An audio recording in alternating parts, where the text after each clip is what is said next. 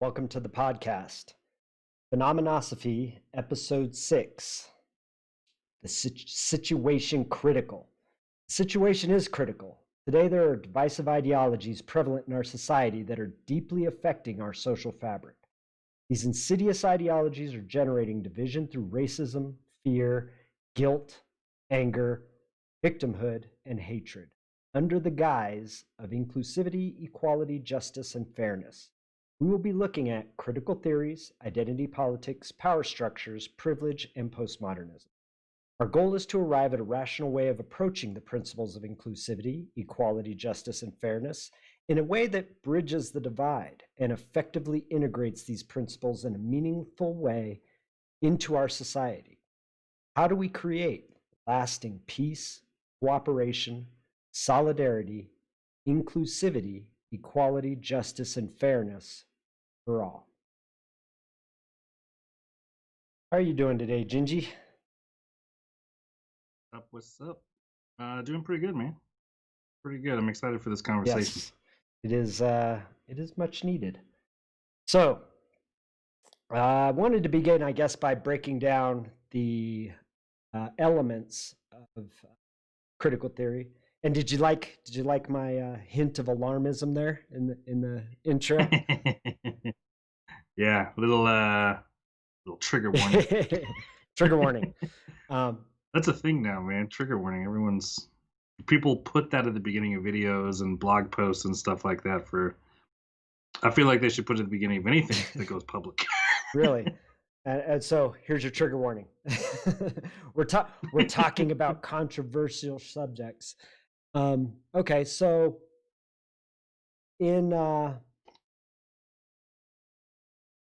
let's look at the foundational elements or the main principles behind critical theories in general. It breaks down that whenever you have disparity in outcome, in equity, then therefore there is if it's critical race theory, there is racism. If it's feminist theory, then it's sexism. Sexism. Right? Critical queer theory, then it's there's some of the words you would use in that, transphobia or something along those lines, right?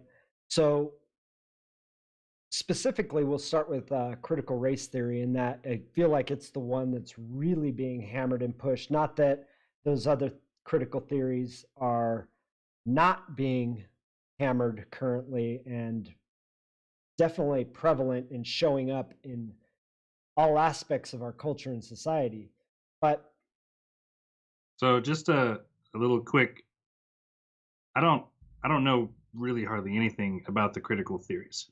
And I would assume that there's not a whole lot of people out there understanding that certain ways of thinking or ideologies come from certain critical theories. So understanding that these concepts have an origin, to me, is exciting to talk right, about.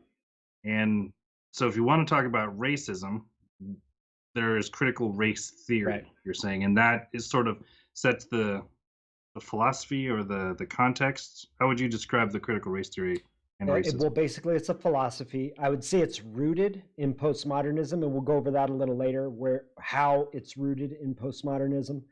Really, all the critical theories are, in my opinion, whether or not they directly reference back to them, I'm unaware of. But it's the commonality in it with postmodernism is that it's a power dynamic. It's a power struggle. So it's all about having power over someone, something, right? Yeah, that's a good distinction to as make. opposed to power with something. And I feel like that should be a part of the conversation as well, where we talk about the distinction between having power over versus having power with. And I think that that's probably one of the most damaging aspects of critical theories, is that it's pushing for having power over, as opposed to having power with. So, which really relates more to our last episode where we talked about the path to freedom, because you could create power with anyone, anything, any situation you choose Right. to. And there, so what I'd like to do is, by the time we get to the end of this conversation, is really come at a point where we address the principles, the things that critical theories attempt to address, uh, like uh, inequality, injustice, unfairness, exclusivity. Like, how do we Mhm. address those things in an effective way, as opposed to, because I feel like these theories and the way they've been embodied and the way they're being implemented are actually creating the opposite of what their proposed intention is, which is, solidarity and inclusiveness. It's doing the opposite of all those things by Right. creating, it's divisive in its nature. So let's look at the theories themselves and why they're divisive in their nature. So again, looking at that concept of, if there is an inequality in outcomes, then there is inherent racism. So So that's specifically critical race yes, theory, you're saying. yes. Okay. And the same with, in like, so if we were looking at feminist theory, we would say, well, if there's inequality in outcome, right, and inequity in outcome between male and female, well, then it's a sexist system. Okay. And so, which, but yeah, we'll get into that. So we'll start with critical race theory. So in critical race theory, it because of the power dynamic element of it, it devalues those who don't completely adopt the ideology. So it's kind of like a us versus them mentality within its structure. So you've heard of recently, you've heard of like uh, the concepts of white privilege and anti-racism, right? So in anti-racism, if you're not expressly anti-racist and you don't expressly adopt these ideologies, then you are racist. Okay, so there is no middle ground. You either completely adopt this ideology, or you are opposed to what they supposedly stand for. Now, if you're a person who sees that these ideologies don't stand for what they say they stand for, you wouldn't necessarily adopt this as an ideology, but you're not necessarily racist. I don't consider. Now, does the theory leave any room for, um, like something I've done for years now, which something I actually think I picked up from you is I don't tend to take a position against Right, something. So like anti-racism, I don't label racism as a bad thing and I want to attack it and get rid of it.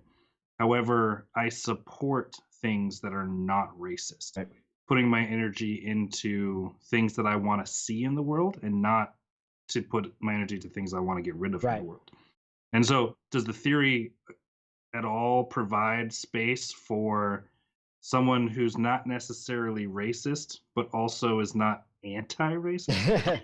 Well, that I would say, the concept, the term anti-racist, kind of comes out of critical race theory. It's not necessarily a term within the philosophy itself, but it Okay. Okay. piggybacks on the philosophy, and Got so it. it's born from it, so to speak.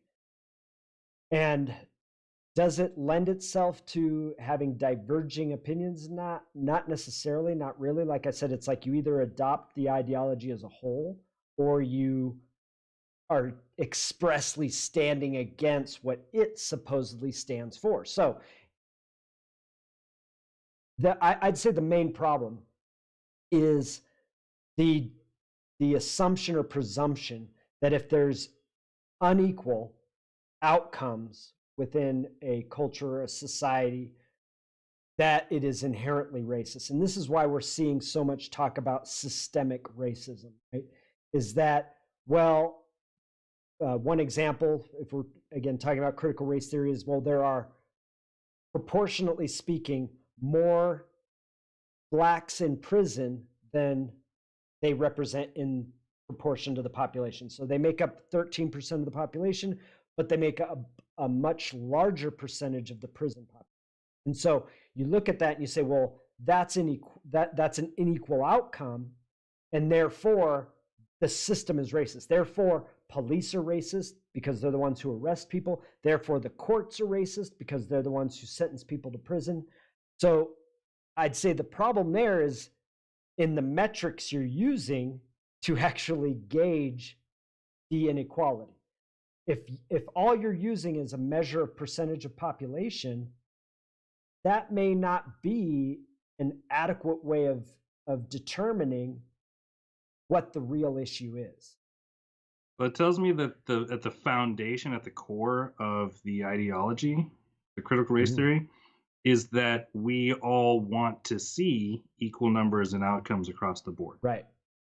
Which may not necessarily be like, if we made sure that in prison we had exactly the same percentages for every race and gender and whatever else, that may not necessarily be an effective way to run society. No. Is there a benefit from having all those numbers line Well, up? So it really wouldn't, because, like, for example, let's look at the inequity of females to males in prison, right? So there, the male prison population is probably, I don't know, 80-90% of the entire prison population, but men only make up 50% approximately of like 49 some change of the population. So that would mean, if we wanted equal outcome in prison, that would mean, well, we either have to start letting men out of prison, stop putting them in prison, and start jailing a whole lot more females until we get 50% of the prison population women and 50% of the prison population men. So yes, I do not feel that that would be an effective way of running a society, because then that is in of itself a sexist system, right? Because you're saying, would there be a situation where we would want same numbers, same percentages across the board? The application for the critical race theory or critical whatever theory to say we want equal outcomes, where is that effective? Well, I mean, we would like to see, I would say we would like to see, even in the prison population, we would like to see less blacks in prison, right?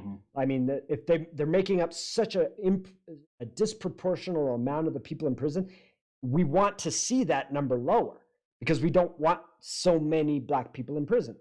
But then we have to look at the real reasons, not just the population metric. The population metric doesn't tell us anything, because, again, if all you're going to do is say, well, it's because the system is racist, you're taking so many variables out of the equation of how it actually arrived at that.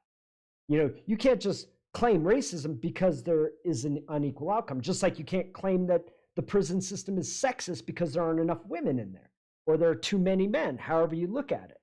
Right? So you can't look at that as your starting point, that, oh, the system is racist because of the inequality. We have to look at, well, what is behind the inequality? What's the real reasons that there is an inequality there? I would start with, what is our ideal outcome? What do we want to see? Because to me, if I'm like, I want to see less black people in prison, say, ideally, cut the number in half. Okay. If there's 100 black guys in prison right now, I want to get 50 of them out. Is adopting this theory and saying that the system is racist going to cut that number in half? And so I look at, what's an effective way to reach the goal?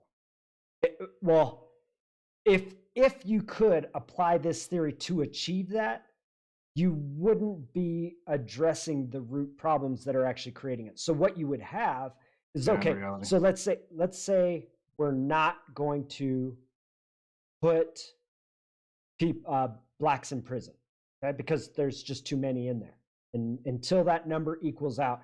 So what you have is, typically people who end up in prison are committing crimes. So what that means is that people who are committing crimes are no longer going to prison.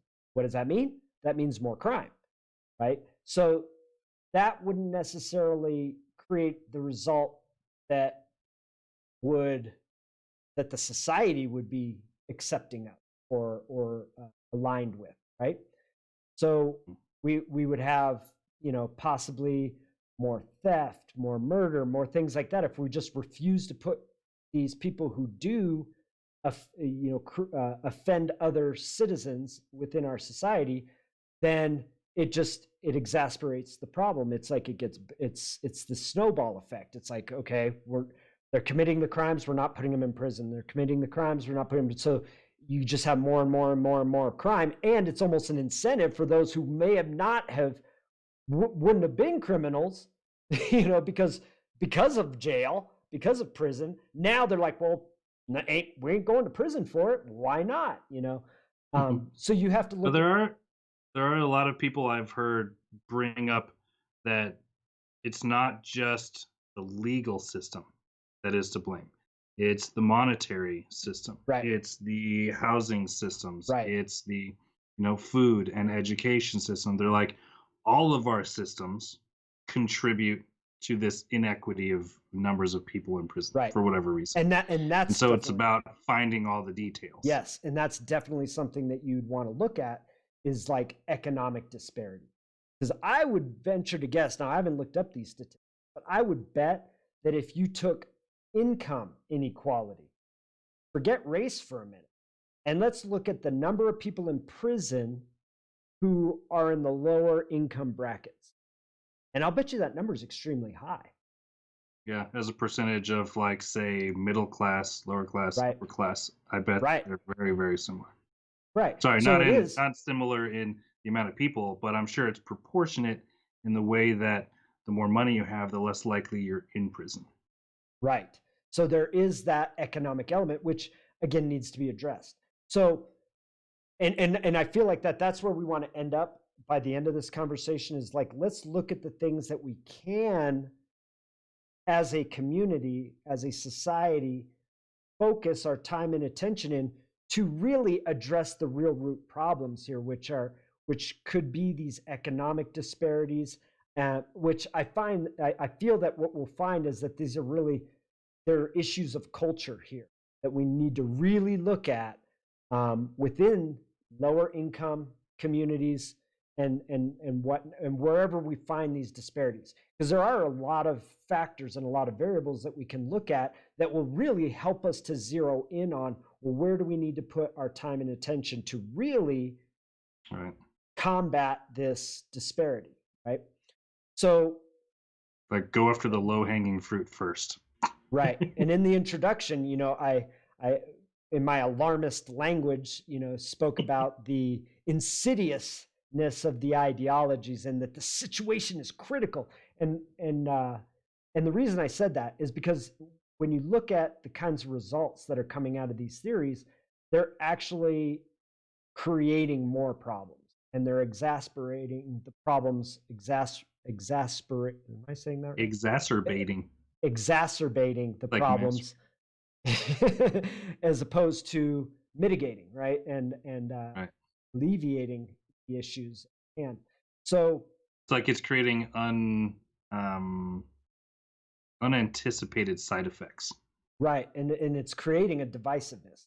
And I think, like, I mean, you had spoken on another one of the episodes we had done about how I forgot what you had come across, something where they were talking about how children were taught and raised in certain ways, right? And that if in the Black community, if you are taught that you are a victim and that you are being hunted and that you have less chance of success because of your race, that's going to create a certain mentality within the individual, a victimness, right? And an entirely different experience of reality. Right.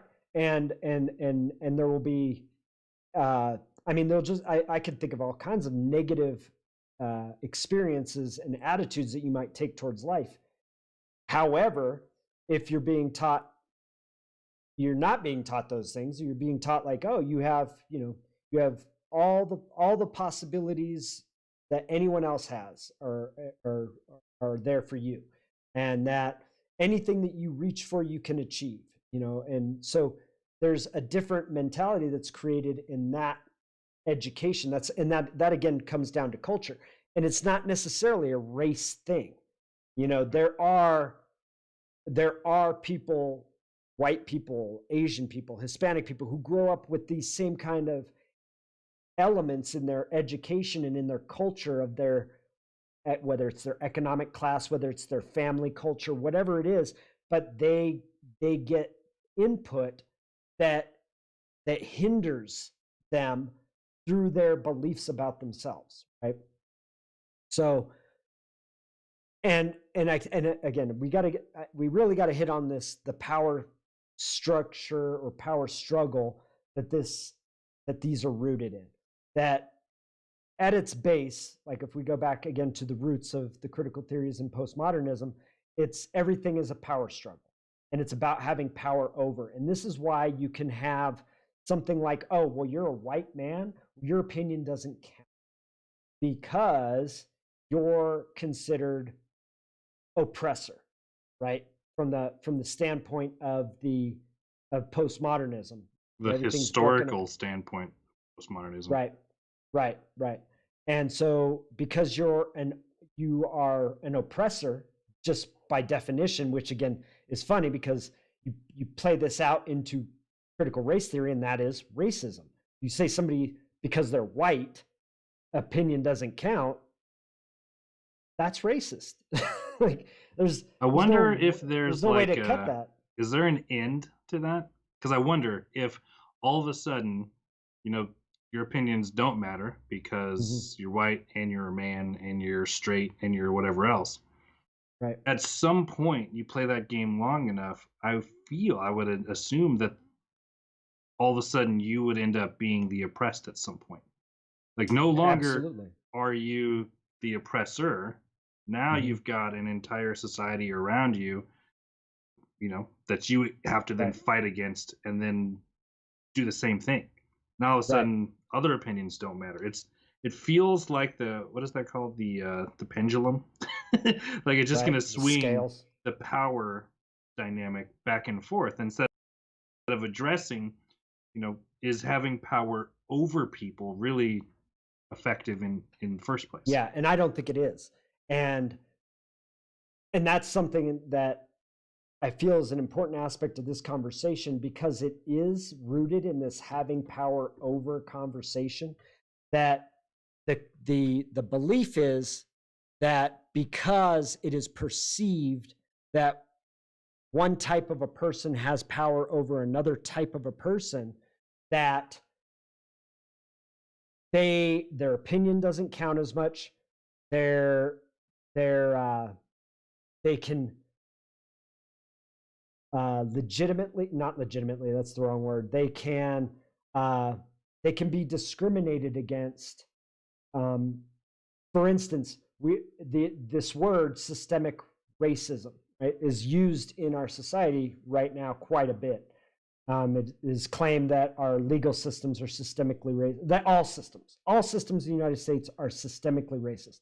Now, systemically racist, by definition, or by its original definition, I guess we'd have to find out what the new definition is, but by its definition means that there's something within these systems that expressly are against or are for one race over another, right? Or one gender over another. And that's not necessarily, well, actually, the only example I can think of systemic racism, for instance, is in, what do they call it? Affirmative action, where it's like literally you can, and this is actually not only against whites now, but it's also against Asians. So it's like, oh, well, we have too many Asians at our school. They're disproportionately represented with what they represent in the population.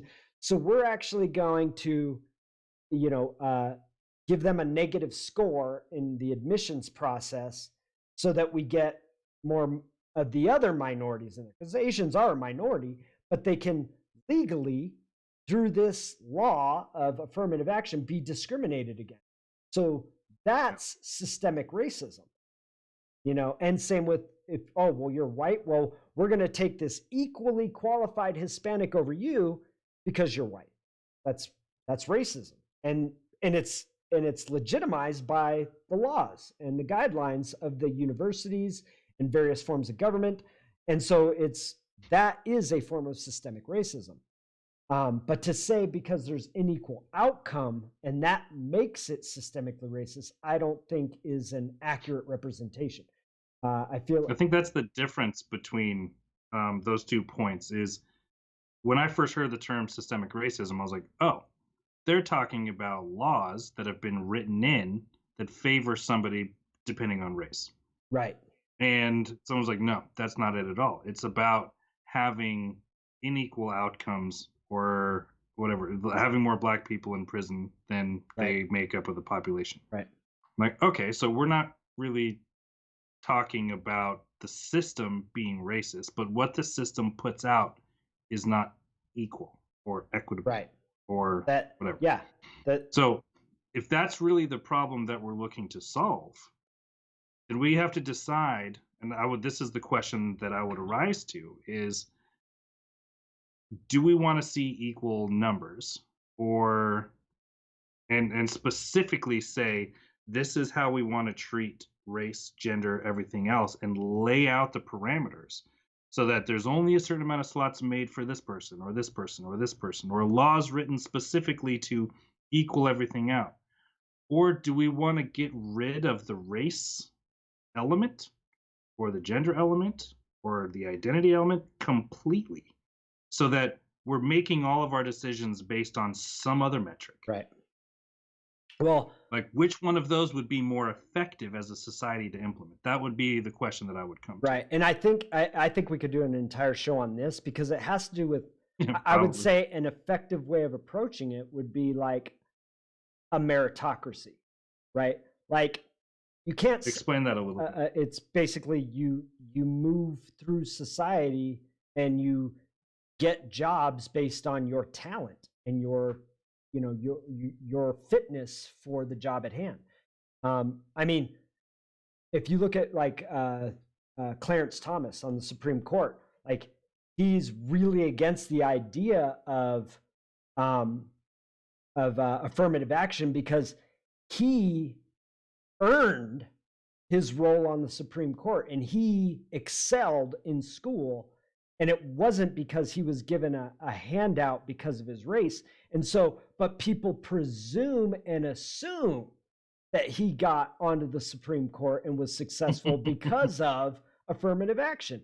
So what he despises the idea of it, because he knows he was the top of his class. He knows that he excelled in all these things because of the efforts that he put into it, because of the work. So that's actually an example of a meritocracy. Same with like having Barack Obama as president.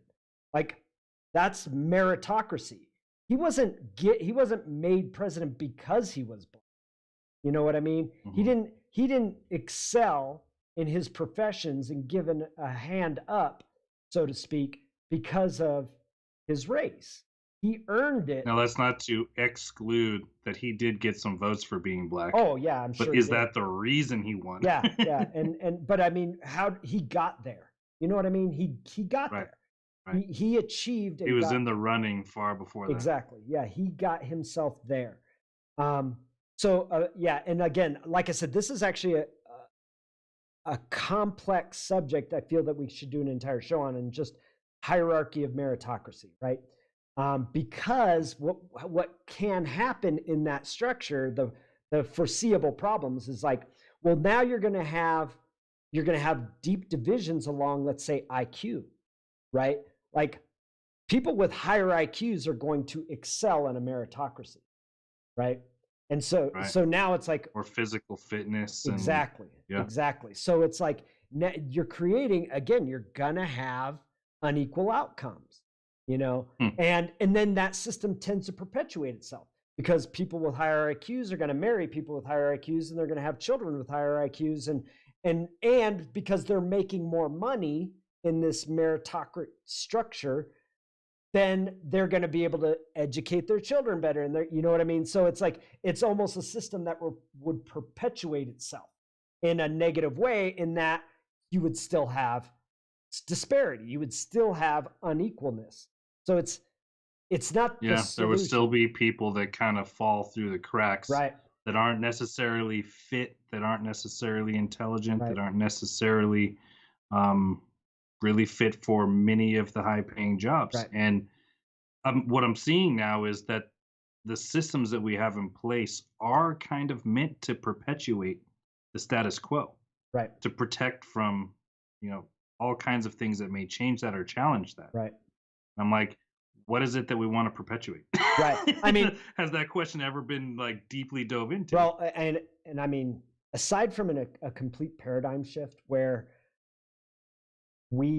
our society isn't driven by the economic factor. Okay, so we have market systems that are really such a critical element to all of these conversations we're having.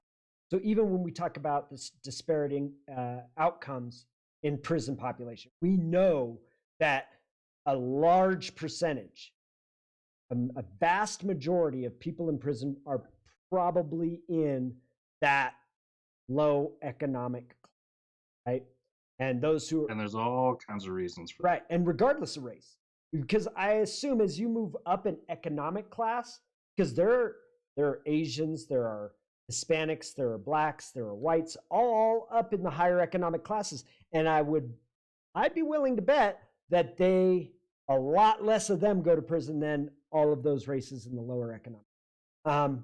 So like I said, it'd be like looking at a paradigm shift of, okay, well, how do we have a market system, or do we, completely overhaul the entire system so that it's not market based?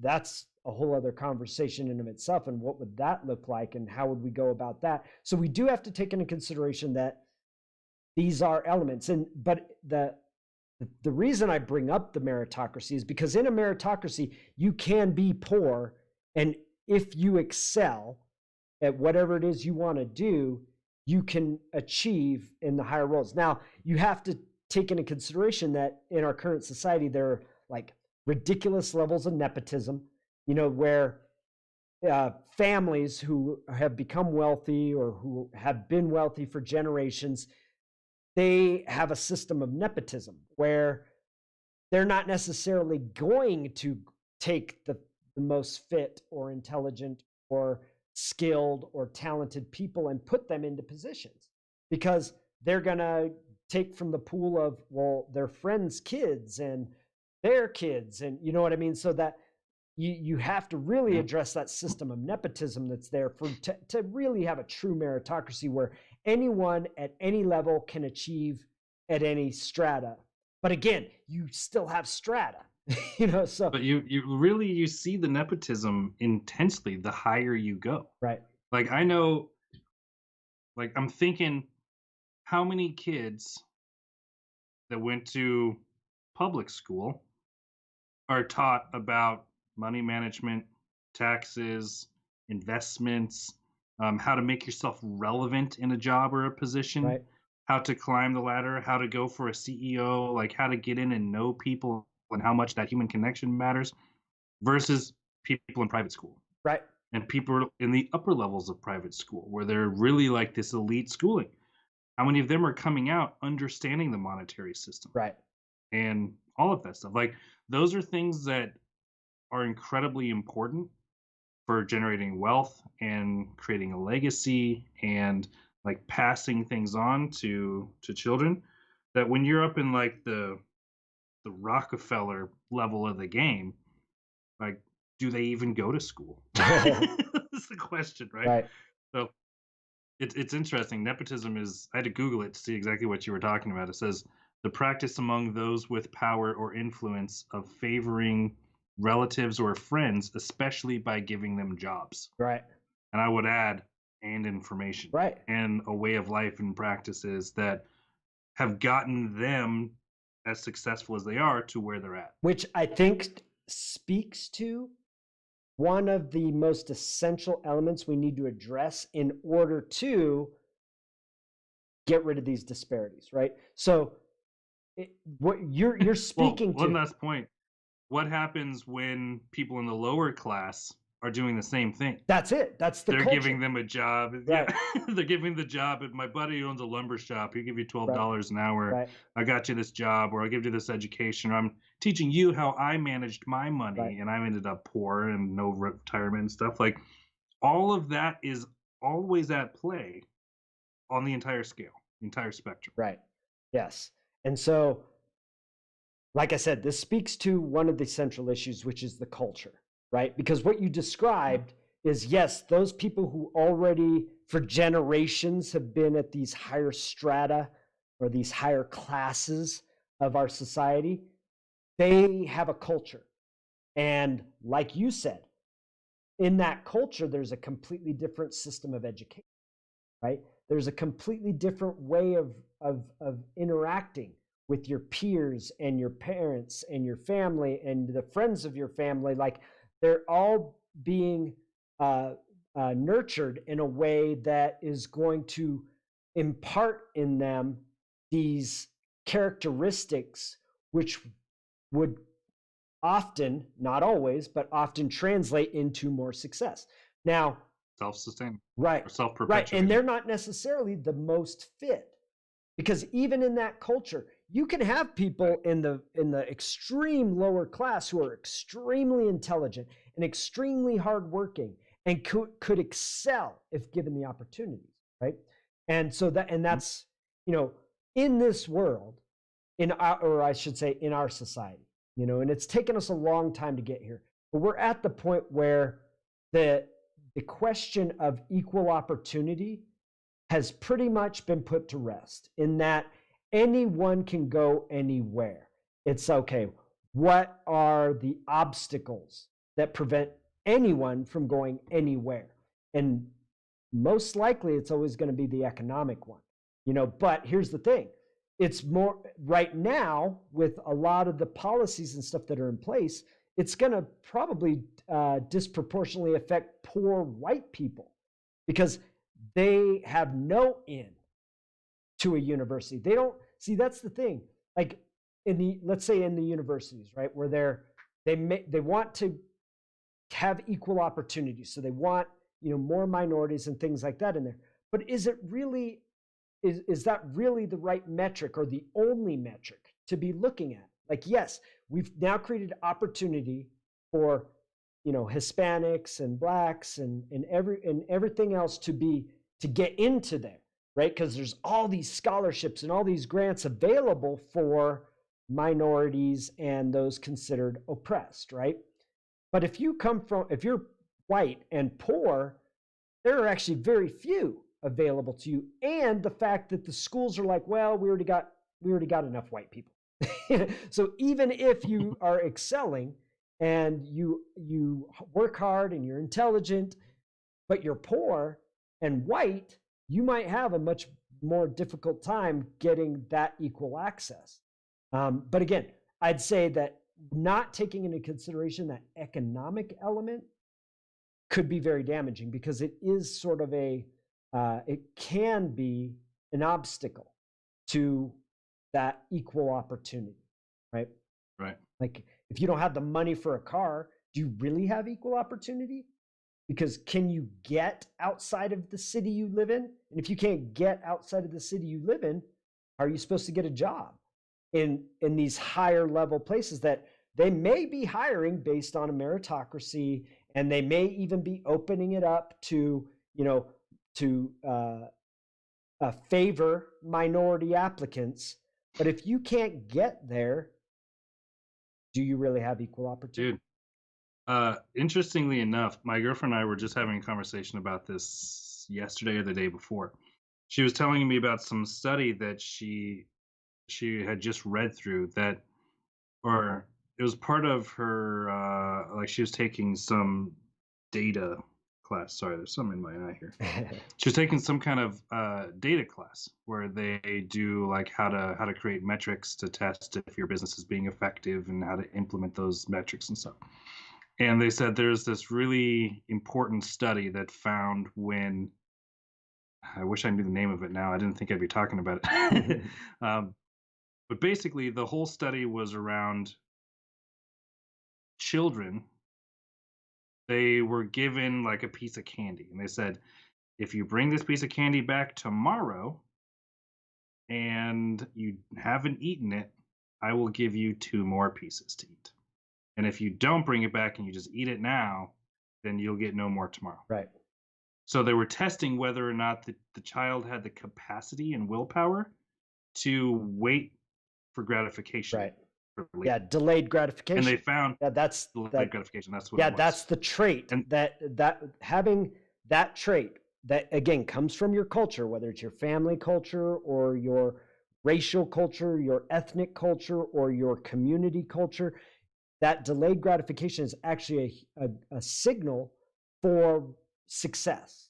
You know, it was those, a huge yeah, indicator. it's a huge indicator So for they were success. saying that it was extremely correlative. And I couldn't tell you the percentages, but basically it was a huge indicator of whether or not you would be successful in a career, whether you were a business owner or employee or something, because of this trait, this ability to delay gratification. Right. But they did another study, like they put it out there and everyone started, independently validating it. That's kind of what happens when you put studies out. And what got proven after the fact was that the ability to delay gratification was directly correlative with how much money your family made. Right. So really what they were defining was a symptom of like monetary inequity, Right. and saying you have less money, you're less likely to be able to delay gratification, and then that leads to less likely to be successful in the workplace. Right. It was fascinating to see that one metric is like, because nothing is truly separate, is a condition or a result of something else, a deeper issue. Right. And that I think, Super and cool. I think that that's again where we begin when we start to. So, like we said at the beginning, these theories, these philosophies are actually doing the opposite of what they're intended to do, creating divisiveness. They're creating anger and hatred and separation and division and victimness, and none of those serve anyone in propping themselves up. Okay. What you'll see is more of the same, and actually, what we're seeing is an intensification of it. But Let's talk about how that works, because that how what works? like you and I have had the conversation of, like, say when Bush got elected a second term, everybody was no Bush, no Bush, no Bush. We got Bush. Yeah. When Trump got elected for his first term, everybody was like, no Trump, no Trump, no Trump. We got Trump elected. Right. And now we're is, even seeing it. Everybody's like, no Trump, I'm going here. Or they're like, no Biden, I'm going here. right. There's no voting for something. Right. And I can see in systems and situations when people are like, this is what I don't want. And this is actually the fundamental reason why I don't go anti anything. Right. Because I find that the more I resist something and put my energy into it and try to defeat it, all I'm doing is feeding it. Right. Yeah. In some way. Yeah. And perpetuating. And that's what these philosophies are doing, because they're putting all the focus and attention into it, into the anti, into the against part of it, and they're perpetuating all these things, right? So you just spoke to the delayed gratification as an element of culture. And so really, if we're looking at, okay, we really want within our society inclusivity, equality, justice, and fairness, right? We really want these things. Well, then we have to look at, okay, what's at the root, right? So you're speaking right now about a direct correlation between income levels and delayed gratification. And being able to delay gratification is an indicator of success, right? So that's cultural. So really, it comes back to culture. And so if we really want equality and we really want inclusivity, then we're going to look at the obstacles, the real obstacles to having that, which a lot is going to be in the culture of any community, right?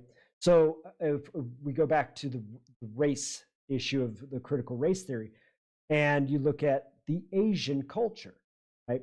And proportionate to their representation in the population, they do great in income, in education, like they excel in general, right? As when you take per capita Those numbers, metrics. right, based on those metrics. Is it Asian privilege that has them there? Where is this Asian privilege? Because right now they're being discriminated against in the educational systems, where they're being refused college access because they're like, we already got too many Asians, you know. So there's actually a discrimination against them. But what is it that has them being so successful per capita? And now we look at the culture, right? And so what you'll find is that principle that of delayed gratification, of work ethic, of just all the indicators that would have someone excel and get into a university or to land a high paying job. They embody more of those indicators as principles than, let's say, people who aren't as representative in the school systems or in high paying jobs and things like that. So it's looking at culture, and right now we're actually seeing a drop in male representation in the workforce and in education. You're seeing a drop in success. Like, women are actually excelling in universities. They're representing higher than their proportion in the population. And when you compare them within comparable jobs to their male counterparts, they're making more. So I almost feel like that's probably been on the rise. It has, yeah, decades. Yeah. It's going up. It's not coming down. It's going up. And so it's like, okay, well, what is it about our culture that is negatively impacting men and pushing up women? We definitely want to push up women. We want them to be successful. We want them to feel fulfillment. We want all the things that they want. We want to make sure that they can achieve, right? But what has this drop Interest in the side of men in both employment and in education and in success in education, that there's this drop occurring? So there's something. It's almost like there's a trade-off that's happening instead of just an elevation that's happening. Right. Well, it could be that it's stagnant, that no, because it's actually the percentage of, like, let's say male success in higher education is actually going down. So that is, again, this is something that we need to look at the culture with regards to men, you know. So again, it's there are so many variables at play here. To limit it to race or gender or anything else, we have to be able to really look at a broad spectrum of variables to really take into account what's really affecting these outcomes, right? We want to create less disparity in the outcomes. Well, let's look at these elements of our culture that have these disparity of outcomes just coming out, and not in a simplistic way of like narrowing it down to one variable and saying, oh, it's sexism, oh, it's racism, right? Oh, there's a disparity of racial representation, it's racism. Well, it might not be, right? there may be some other factors at play there. Even if it is, what do we do about it? And what are the outcomes that we want to make? Right. We're taking that into account. It's like whatever we decide to label things, I feel like it's where the majority of the argument lies. Right. And I'm like, that's not even necessary to make progress. Right. Because without labeling it as racism or sexism or any other ism or issue, we still have the ability to dream up the type of word we do want to see. And I feel like that's been the lack of imagination that's been happening in this country, at least recently, since I've really been like looking into public issues like this. because if we really look at what people are wanting, Mhm. they're wanting to see like no restriction on who you can marry. You want to see like no suppression of somebody based off of education or money or language or gender or race or whatever. We're looking for fairness. We're looking for everybody to get along. We're looking for everyone to have the same opportunities and happiness and all this stuff. Like, really, people want the same thing. Right. And I've not yet heard somebody come up with like, this is what it looks like, or this is where we want to go, this direction. It's like, oh, everybody, look, this is what's broken. We need to break it down. We need to tear it down, and we need to like get rid of it. Right. Break it down and throw it away. Yeah. And I'm like, well, then what's left? Yeah. What do we do when everything's broken down and torn and tossed away? Right. And that's actually, that is part of these philosophies, that you have disparate outcome, therefore the system is racist, therefore the only thing you can do is tear down the system. Like, Yeah, for what? right. And then Yeah, what? yeah, exactly. That- There's no focus on what are the solutions. and I'm sure it's out there. I'm sure some people are throwing, but it's not part of the main No, conversation. and it's because this is, I mean, the reason we're having this conversation about these particular ideologies is that there's such a high level of polarization, right? That you have a huge percentage of the population possessed by these ideologies. And so, like, you have people who are possessed by the postmodernist critical theories and things like that. And you have people who are possessed by the reactionary ideologies to these. Like, you see right now the possession of nationalism. Right? You see this high degree of nationalism. Why? Why is there so much nationalism? Well, it's a natural reaction to division. People are like wanting to pull together, and so there's all this pull towards nationalism, which is again trying to find some kind of solidarity, right? So it's in reaction to a divisive ideology. So you have and they're polarizing, and they're looking at each other as enemies, right? So you're definitely creating a problem more so than mitigating any problems, because it's polarizing more and more and more and more and more, and they've become opposing forces as opposed to, and it's actually extremely uncomfortable to maintain the middle. Right. Like as those things as anything starts to polarize and get further and further apart, there is this like arc, this potential, this energy that happens between the two poles. And it's magnetic. You can't maintain neutrality in mix of two highly charged poles. Right. It just doesn't happen. Like, ask any kid when their parents are arguing. They just kind of right. Yeah, and so I'd say that's I'd say one of the most significant questions we can address today is, how do we build the bridge? How do we depolarize, right? How do we, because it's not like, okay, so we have these polarizing elements, right? These extraordinarily toxic, polarizing philosophies that are tearing people apart, right? And putting people at odds with each other and making people hate each other.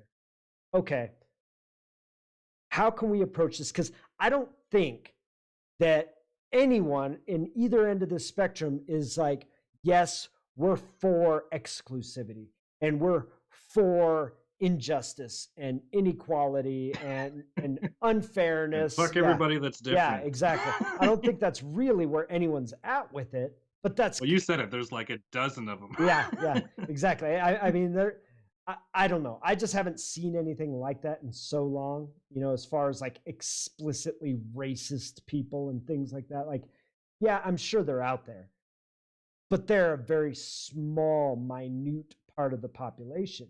In reality, And they're in hiding. Yeah, exactly. Exactly. They're in hiding.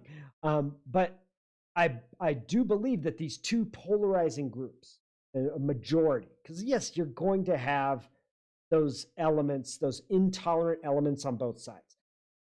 However, I believe that these polarized elements really want the same things.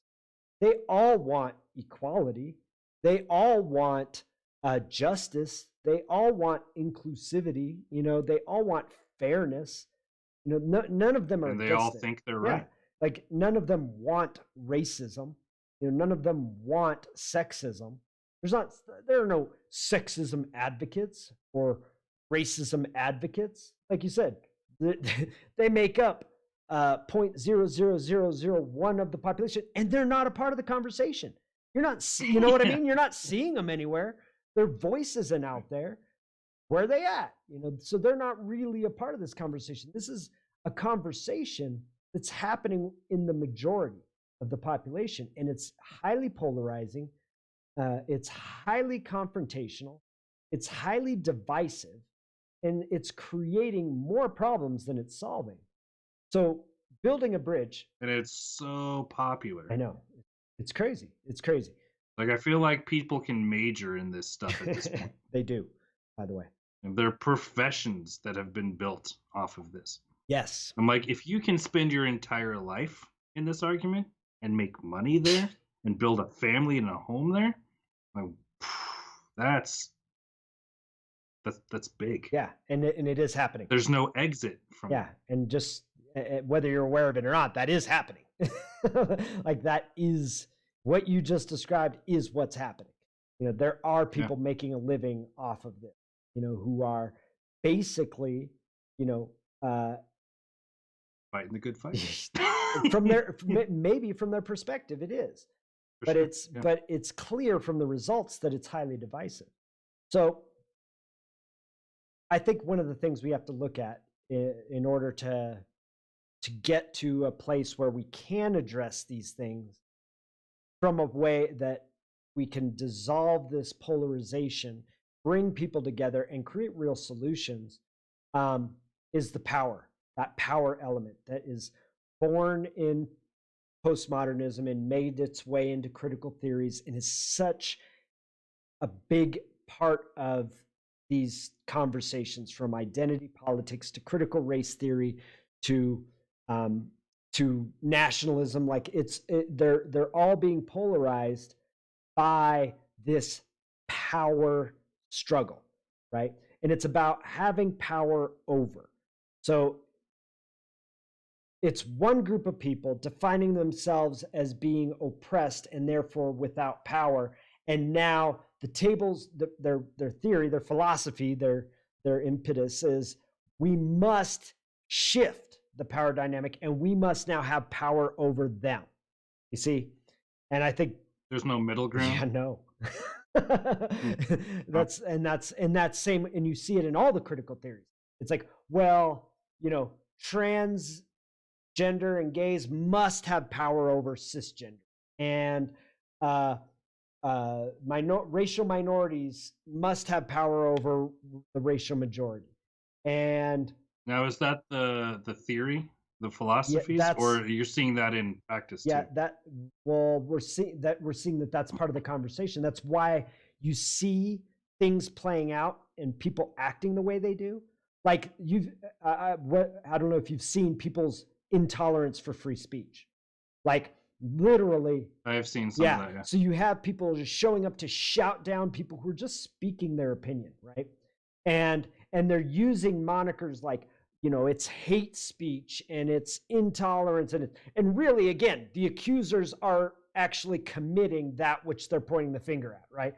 But like, they're the ones who are oppressing by not letting someone speak. They're the ones who are being fascist, in their approach to this. And but for them, it's justified because it's a struggle for power. It's about getting power over it. So it's justified, So in the war, or in the fight for power, right, there is no equality or equity of power. Someone always has an upper hand because we're all stuck on a hierarchy. Yeah. And it's just about, and here's the problem. And all hierarchies are defined as power structures, as opposed to, like, again, look at the NBA, right? we could say, well, it is people 5'6" and under are hugely underrepresented in the NBA, and there should be more people who are less than 5'6" tall in the NBA. Muggsy Books. But you in that argument sounds ridiculous because you're like, no, because they're not, unless, I mean, maybe if they're a great basketball player, then their height doesn't matter. See, because the NBA is a meritocracy based on your talent, based on your skill. You know, it's not really based on race or height or any of those things. Now, there is the unequal outcome that typically these guys are, you know, like 6'2", 6'4", and over. You know, that's a vast majority of these guys playing the game are in that upper end. Now, does that mean that it's discriminatory against short people? No, it's a meritocracy. It just so happens that most of the greatest basketball players are relatively tall. So I don't feel that, like, you know, tearing apart the NBA and forcing them to integrate, you know, shorter people is necessarily the answer. Well, tell me this. Why is that not part of the conversation? Why do we not care about, like, the inequities of the NBA or even the WNBA or even football, cricket, any sport? We're not going there and complaining about anything. No, because that's seen. But we're doing it in these systems. Because it's seen as like, well, because that system is dominated by racial minorities. So therefore, the power dynamics okay over there. You see what I'm saying? Like, they're all right because they're not dominated or are overrepresented or underrepresented. The gender conversation? Because they made an entirely new league called not the NBA, but the Women's NBA, the WNBA. Right. Why aren't we arguing to get all teams 50-50 men and women? Because of the meritocracy. And again, this. But see, what's the difference in those conversations? That's what I'm trying to get. Yeah, you're right. There isn't one. Because it's, and this is why you start to see this theory is tenuous at best. It's vapid. It lacks substance. It can very sounds easily. Good in certain light. Well, especially, but it can't work for all situations. And the reason it sounds good is because you start to roll it up with words like, well, inclusivity and equality, and, you know, but it's not creating any of that. You know, it's expressly it kind of feels racist. Like a temporary tool. It almost feels like we do this for long enough and we kind of balance the scales, and then we can go back to, like, ditching, trying to level the scales. Right. And that may be an element of it. And I wouldn't say that necessarily that's a negative element. Like, so for instance, it's a relatively recent phenomenon for men, women, and people of all races to have equal opportunity. But for so long, there wasn't equal. And so what you have are systems that are dominated by people who weren't oppressed by older systemic discriminatory systems, right? So you can say, okay, we've now equaled the playing field. We want to get representation up, okay? But that's not really the approach here. You know, it's about having power over, because the fact is, if that was the only goal, then you wouldn't be demeaning and diminishing people of certain races or certain sexualities or anything else. It would be like, okay, we all have equal opportunity. We're going to base this on, you know, talent, skill, whatever else. But there's an underrepresentation. So we're going to, for a temporary amount of time, start to push people who were historically oppressed into these positions. Now, I could see that could be an effective way of, like, balancing the scales, so to speak. But are you trying to force the issue? Like, again, remember we were talking about women being underrepresented in prison. You know, what if you're trying to equalize something where the people of a certain population, because in the conversation of intersectionality, you could divide people into infinite number of groups. I mean, literally. And not infinite, because we'll end up at the individual at some point. Right. So, well, if we're gonna limit, the conversation to Earth, you could divide it into 7 billion, right, groups. Right. so, and there's literally like almost like a point system in place of your intersectional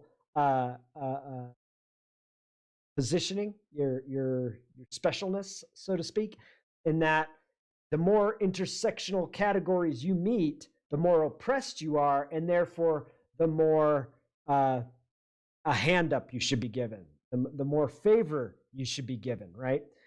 So if you hit, 6 of the check boxes, well then, yeah, you, regardless of your talent and your intelligence and anything else, you are favored over all others for this job position or whatever else. But I don't really see that. Like, when? Why? When, so, like, why, what? if say like black man, black woman has one intersection because she's woman, no, minority, she's 2. and She's minority and black. Got 2. So those 2 don't have one intersection? What do you mean one intersection? Like, I'm oppressed for being a woman, I'm oppressed for being black. Those intersect. I have one intersection. Yeah. Okay. That's intersectionality. Or is that 2 intersections? Okay. So if you're talking about the point scale now. Okay. So yes, that's 2. It's minority and female. Okay. So that would be 2. Okay. Now let's say she's a minority, she's female, and she's transgendered. Okay. And she's got a disability. Okay, now we're getting pretty high up on the grading scale, and so you get more favor based on. What does that give you? It gives you that equal distribution, that equal outcome you're trying to achieve. But I'm saying that that approach to equal outcome isn't necessarily the best way to approach equal outcome. Because so the thing is, like, no one's implementing this in a business. No one's implementing this in they're trying to do in schools and stuff. Yeah, they are doing this in business. They're saying, okay, well, because you've got 1 intersection or 2 intersections or 5 intersections, you're on the waiting list, and we start off with the most intersections at the top and work our way down. Yeah. They do that? Yeah, they're doing that. So by having more intersections, you literally have a better chance to at money and at education and at career and at wow. Yeah. I did not know that. Yeah. I was always thinking, what's the argument about? What is it to achieve? Right. Like, if somebody's building a system that we all are going to use at some point in the future, and everyone's already arguing about, like, who's going to be the best at the system, like, then I'm like, okay, it makes sense why everyone's wanting to claim to be the most suppressed. Right. I never knew there were actually systems in place right now that benefit you for being oppressed. Yeah. That's and again, that's the philosophical basis of these philosophies. What are they? What's in place? People are using this for their hiring practices in big companies. Like they even have like advancement, right? Like if you're in a company and there's room for advancement, right, to get to higher positions within the company, they have policies in a lot of these big companies where, oh, well, you're a straight white male, you're at the end of the list. You will be the last to advance. Regardless. So they're literally advancing solely based off of intersection. Yeah, intersectionality. Yep. Yeah, not. Oh my God, that's like the game that everyone was like, hush, hush. Like, I don't even know if there's a word for it, but I feel like everyone's like, oh, they were a diversity hire. Like, shh, don't say that. Don't say that. Like, now we're like, oh, yeah, of course, diversity hire. Like, we got to get more women up. We got to get more black people up. We got to get more gays up. Like, it's flipped. And now that's something to be proud of. Yeah. That's amazing. Yeah. I had no idea. Yeah. Yeah. And again, when you look at it on its face, it is sexist. It is racist. It is all those things. And again, I get the intention. Like, you want to even out the scales, and that's not a bad thing. But I think that there may be a more effective way of approaching this that doesn't create as much division within the population, because this is creating an Yeah. extraordinary amount of division. Um, How many guys that wanted that position, that worked for that position, and not even guys, men and women and everybody else, just to have somebody else get it at no effort of their own, right. Yeah. at no real choice of their own. Like the argument is that, I didn't choose to be black, I didn't choose to be gay, I didn't choose to be a woman, I didn't choose to be trans, I didn't choose any of this. Therefore, you can't discriminate me on it. Therefore, I get a promotion. Yeah. And you could be actually less qualified for the promotion than the white cisgendered male. Yeah, you may be actually worse at the Yeah. job, which sounds like a terrible business model unless unless you're getting points or like handouts for diversity or something, which is kind of what they did before. Like, oh, we won't give you any extra perks unless you've got a certain level of Right. diversity. Right. Like some funders would stay away from a business that was all white, straight men. Right. They'd be like, I don't really want to invest in that. I'll go invest over here. But Yeah. like, what's the incentive? I don't know. I'm learning a lot from this. I haven't really thought any of these things through this far. Right. Yeah. And obviously, I got a lot of headway. I got a lot of work to do still. Right. Right. So, and again, back to that, what I feel is one of the toxic elements is the power over, right? So the approach of these philosophies to have, for one group to have power over another group, I feel is at the core is the most toxic element of these philosophies. And Why is that? because it is if you're seeking to have power over another, all you're going to do is perpetuate inequality Mm, and racism and injustice. These are things that will be perpetuated by one group having power over another. And I think the conversation needs to be like individuals having power with their circumstances and conditions and things like that, so that it's not about having control over another group, right? Because if that's the focus, if the focus is we must disempower these people, disempowerment isn't good on any scale. You don't have to disempower people to empower others. It's not an either or conversation. And that's we got to get out of that mindset of the either or, one group power over another group, and that can we can maybe then come to a place where we can develop a philosophy or a way of approaching this within school and business and things that do nurture equal outcome. It can't guarantee it, because you always have individual choice, and so you can't expect there to be equal outcome in anything.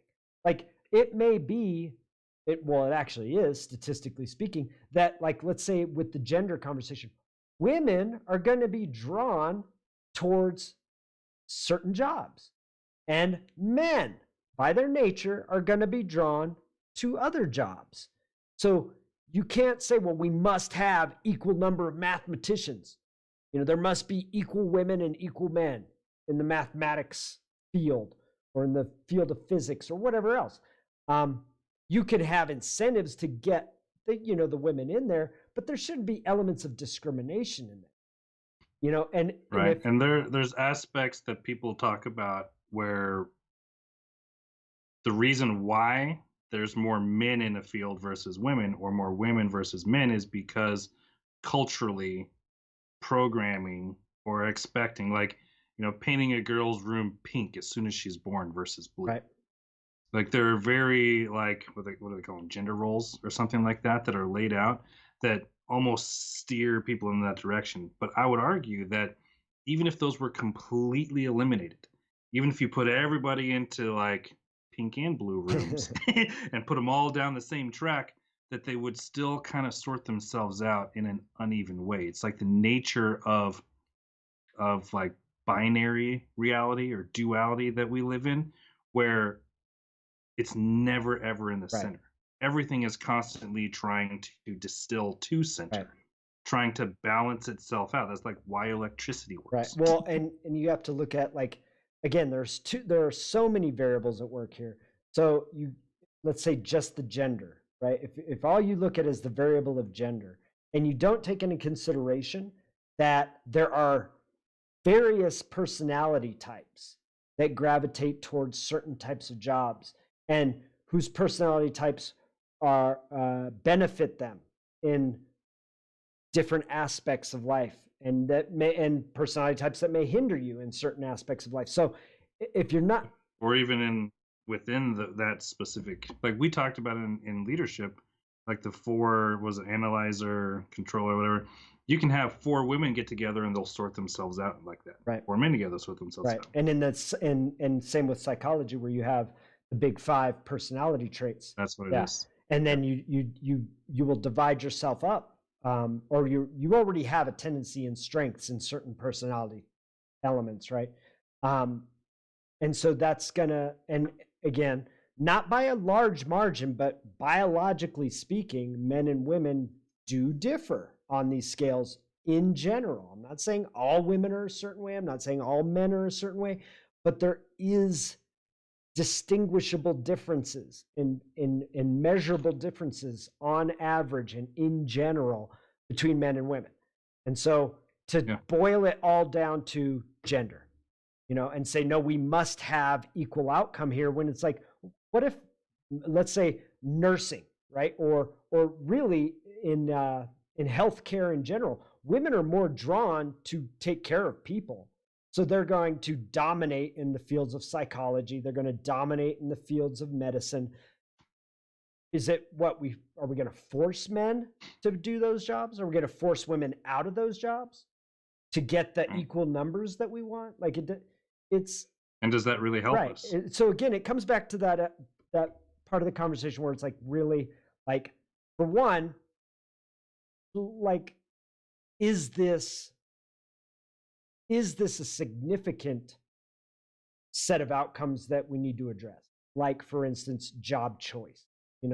Like, if it's clear that the opportunity is there for man, woman, black, white, doesn't matter. You have opportunity and access to all jobs, right? For all whatevers.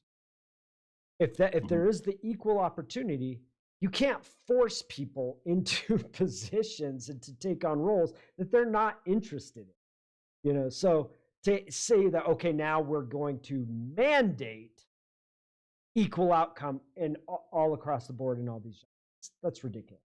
And then there is one aspect, though, that I find interesting. Like, I think it was actually my girlfriend again who brought this up to me. But in working with engineers, someone told her one day that like, have you ever thought why there's always a line at the women's restroom and not at the men's restroom? It's like, it's an engineering problem. Well, if there was like more women in the room of designing bathrooms, which they have, there are bathrooms that there's no lines at the men's or the women's. And because engineering wise, that's an easy problem to fix, an easy problem to straighten out. But if all you have is a bunch of men, that question may never come up. Right. Right. Like, oh, oversight. Oops, we'll fix it next time. Like, we may be able to use and increase the diversity to target specific problems. Right. And I think that could be really effective.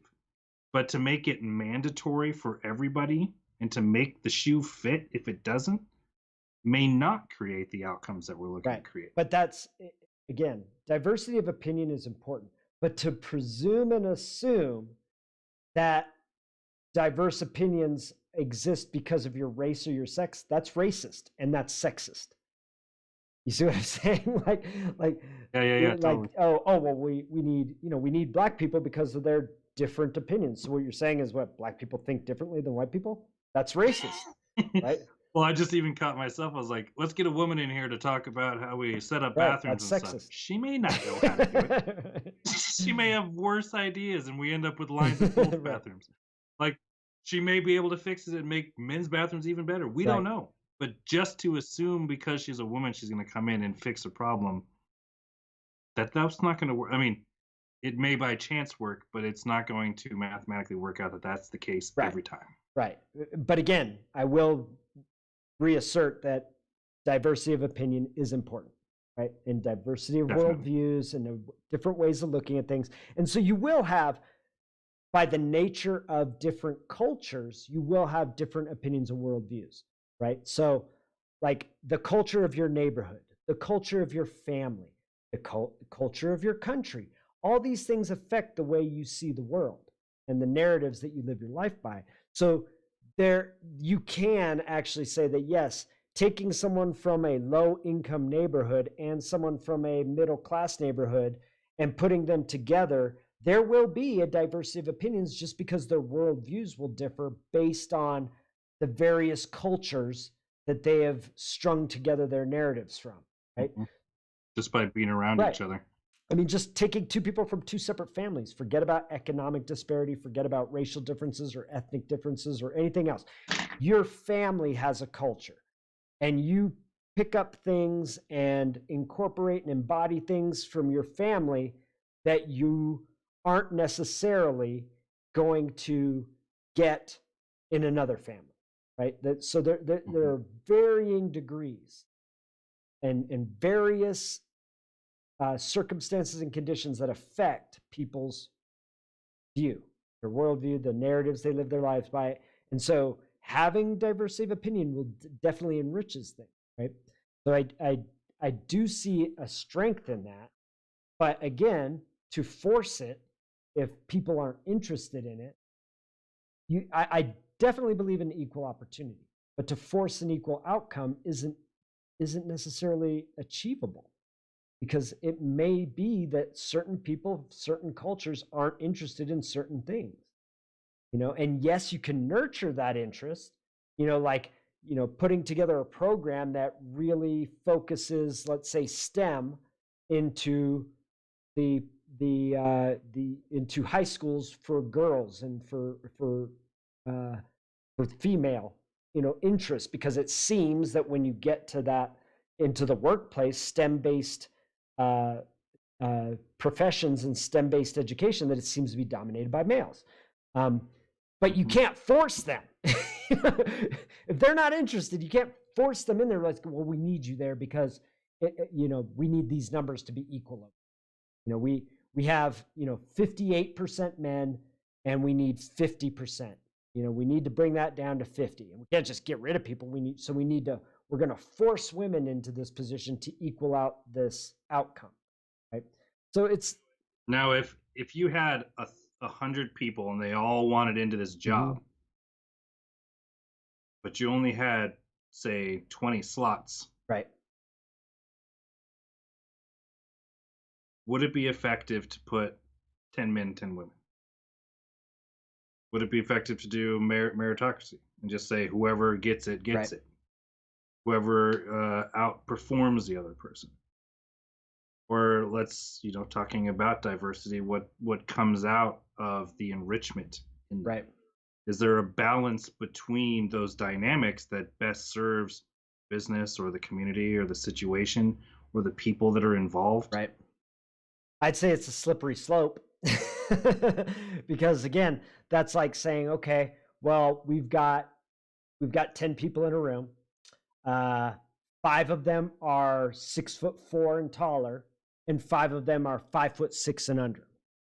And we need to build a basketball team. And we need 6 people. Do we take it equal? 3 tall guys, 3 short guys? I'll tell you right now, I would not. I would take the fastest, the best Exactly. shot, Exactly. the best Exactly. dribblers, and I wouldn't even take all the best dribblers.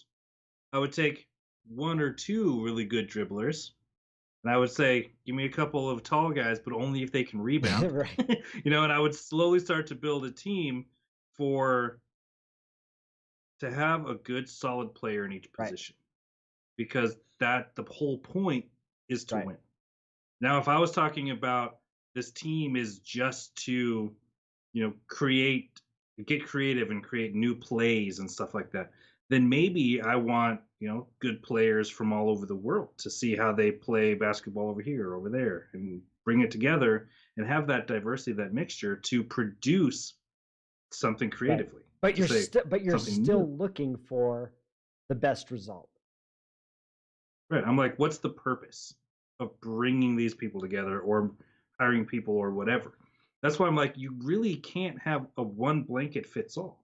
If you have equal people everywhere all the time, there will be certain things falling short and certain things Mhm. excelling because the intent changes with every business, every relationship, every uh like venture or an adventure or whatever that happens.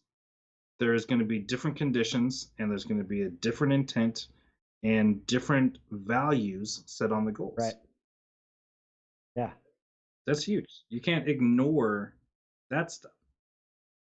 No, you can't. Not if you're looking to create effective solutions, right? The solutions are, or let's say in business, right? If you just start filling your business with people and are completely disregarding the skill and talent and effectiveness of the individuals, you're playing for mediocrity. Um, Now, again, not that mediocrity is bad, but it's not profitable in business, right? It's not as profitable as it could be. Um, so it's there's definitely, and these are, we again, it comes back to the the question of uh, Well, real quick to add to that, I feel like um the intent I'm realizing now behind most of the systems that people take issue with, the intent is never like, oh, we gotta have all white straight men. Like that's no, never the no, intent, and the outcome doesn't really right, matter because that's not the intent. However, the intent behind the prison system is money. The intent behind court systems to pay off a charge and to pay your debts, it's monetary. The intent behind our healthcare systems monetarily, like everything as far as a business is driven by money, about profits, about bottom line. And I'm like, that works incredibly well right, sometimes, but it's ruining healthcare systems because you'll have some people not even able to get the treatment that they really need because the what do they call it, the generic brand Mhm. has been made illegal, and they have to get it from this one source, which is like, was the one like hepatitis cure that they came out with that was like $1 per pill, and you only needed like 6 of them. And then they upped it to $1,000 a pill when they imported it to the U.S. I mean, that kind of stuff exists because that industry is driven by right, profits. yeah. I'm like, what happens if we change the That intent behind the systems and that we're that's what I using? talked about at the beginning with the paradigm shift, because it's like, okay, Yeah, paradigm like shift. you have to think up a system that isn't a market-based system, something like a resource management system where Well, we can reward doctors for curing people instead of rewarding them for selling you know, my right, drugs. well, yeah, you're okay, we could talk about many of the ills. Yeah, that, I Hypothetically. mean, they're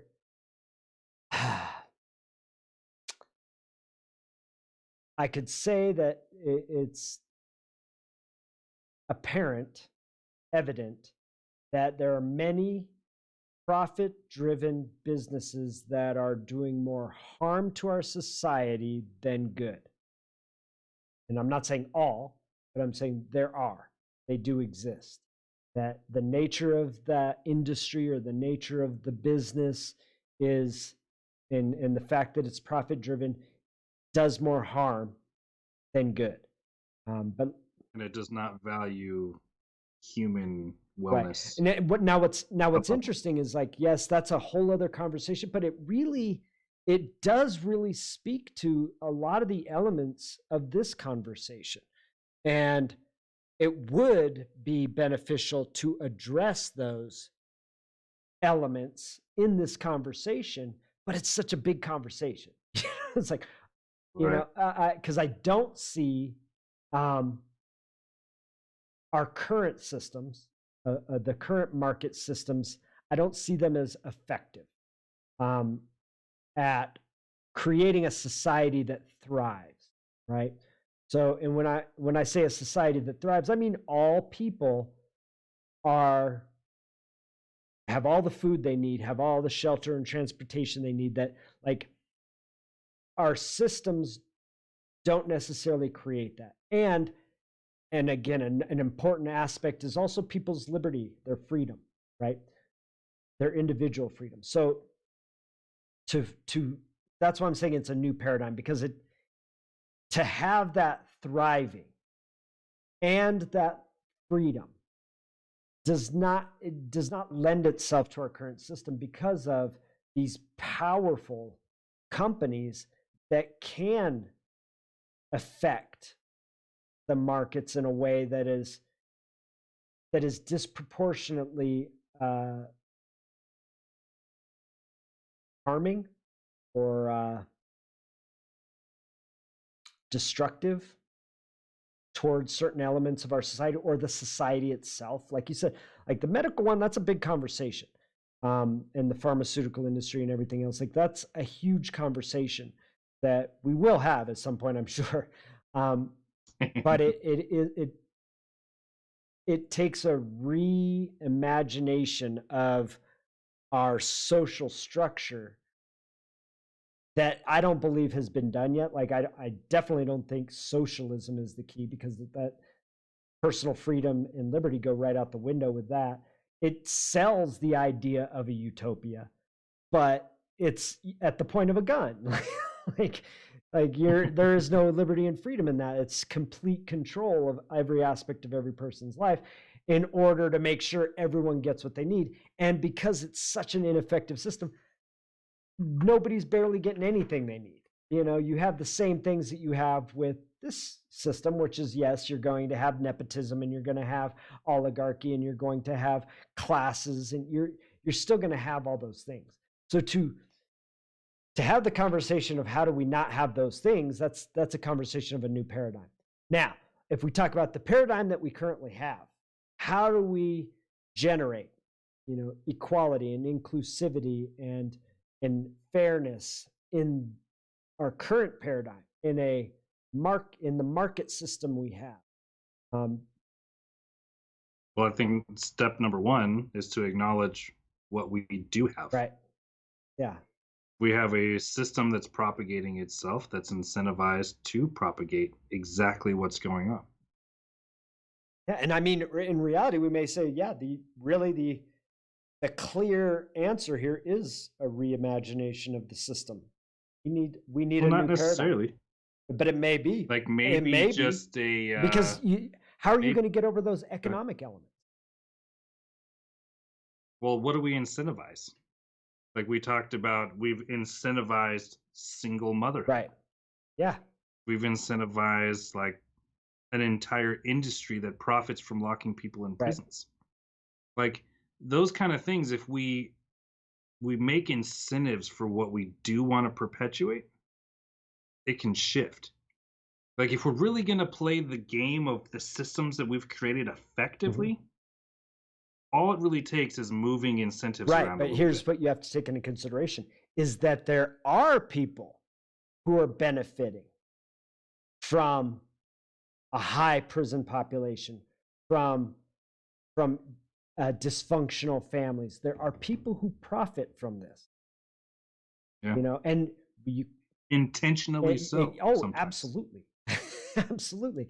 And so it's like, okay, well, we believe in a free market, we believe in individual freedom, so should they be free to capitalize on the suffering of others and to create systems, because they have the power to create these systems that take advantage of others.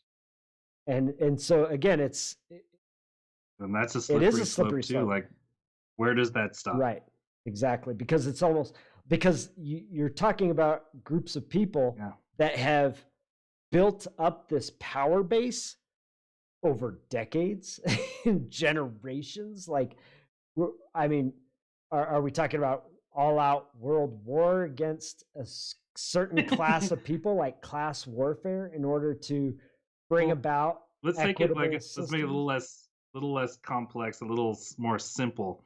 Like, my mind immediately went to things that people can get addicted to. And what happens if we're like, okay, it's pretty good. Let's get rid of this incentive and this incentive. And like, you know what? Coffee's addictive. Let's throw that out the window too. Yeah. Oh, that wouldn't go over so well. Like, I'm ready to fight. I'm ready to fight for coffee. So I will not stand for it. That industry, literally, and even social media and stuff that's not directly like physical, whatever. Right. It exists and it's perpetuated and it's growing based off of people's addictive behavior. It exploits addiction. A lot of industries, a lot of companies do that. And so if you're really going to say we're not going to have a prison system because it exploits, people's addiction to drugs, for instance, well, then we have to start addressing all of the other addictions and where we draw the line with those. Right. It gets messy quick. Yeah. And so I think really where we're going, it seems like where this conversation is going is it's coming right back around to personal responsibility.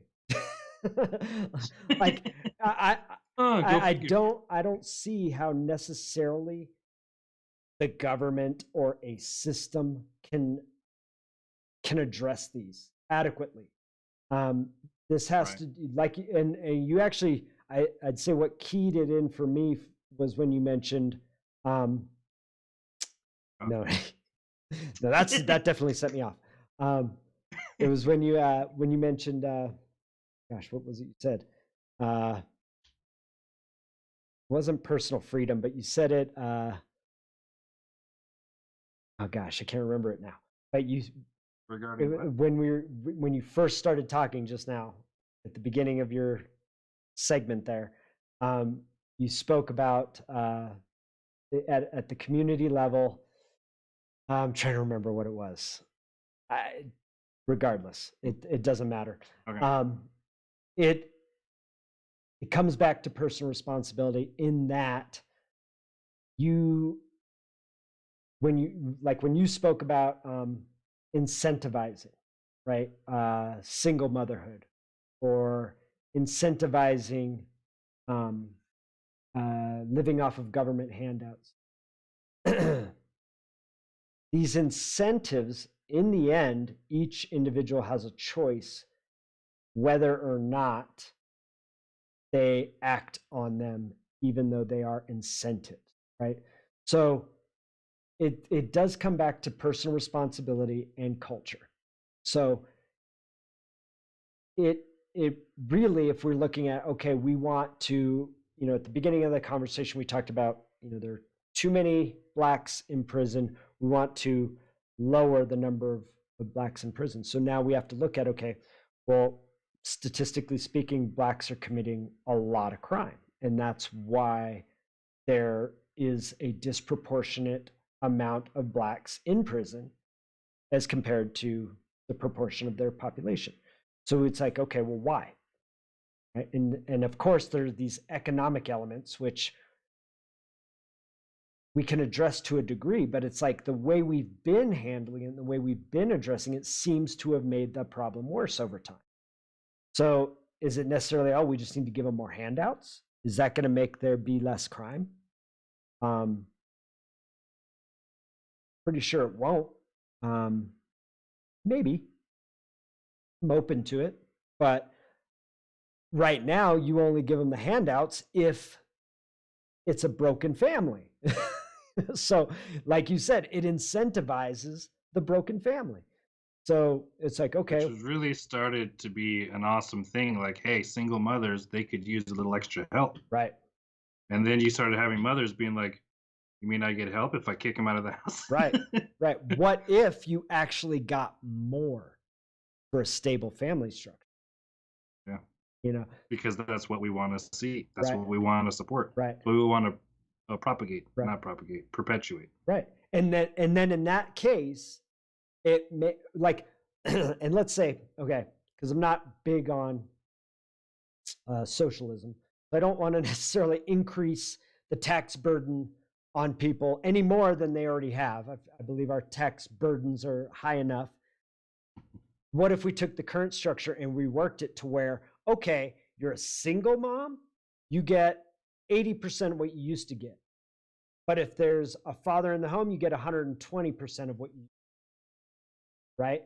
Um, Mhm. like to, even out the numbers. Like, so it's not a burden on all the other people who have to pay in, any more of a burden, I should say. But now you've got a stable family structure as well. Now, I don't know necessarily that that's going to lead to the results you want to get, because Right. For all we know, they're better off being single. well, And you've got people sticking together just for the extra money. And right, and you're still giving them, they're still living off the handout. So it's like, is there is there personal responsibility? Is there a drive to achieve more? Now I would imagine that crime would come down, but it's not necessarily going to prop people out of that economic scenario. You know what I mean? They by just like if they get enough to live, might they just stay there? And not that that's bad. Not that living on less is a bad thing and having less is a bad thing, but if what we're looking at is we want to see upward mobility because we want to see equal outcomes in different places, well, then there has to be that you need to address that the culture within these communities, and you have to address this from the standpoint of personal responsibility, that people must step into responsibility in like, yes, I want to be there, and therefore I'm going to act accordingly. So, so then you start incentivizing responsibility. right. But And as what does people that look like? step in to take responsibility, But what does that look like? What do you mean? Or how do you incentivize responsibility? well, the way that I mean, in looking at the way that our markets are set up, I'm like, we have incentivized taking responsibility in form of entrepreneurs making a lot more money than the employee. Right. Like on average, even if you just, I want to make a coffee shop in the back of a truck, I want to drive around and park at places and sell coffee to people. Like you're going to make a lot more money than the guy who drives around someone else's truck and sells someone else's coffee. Right. Absolutely. So I'm like, in that way, we have incentivized responsibility, and it's worked out pretty good in seeing the variety of businesses that have popped up and the services and even the what do they call it, ingenuity, the inventiveness, the new stuff that's come out of industry because of this system. Right. Like if we really incentivized being an employee, there would be no more jobs.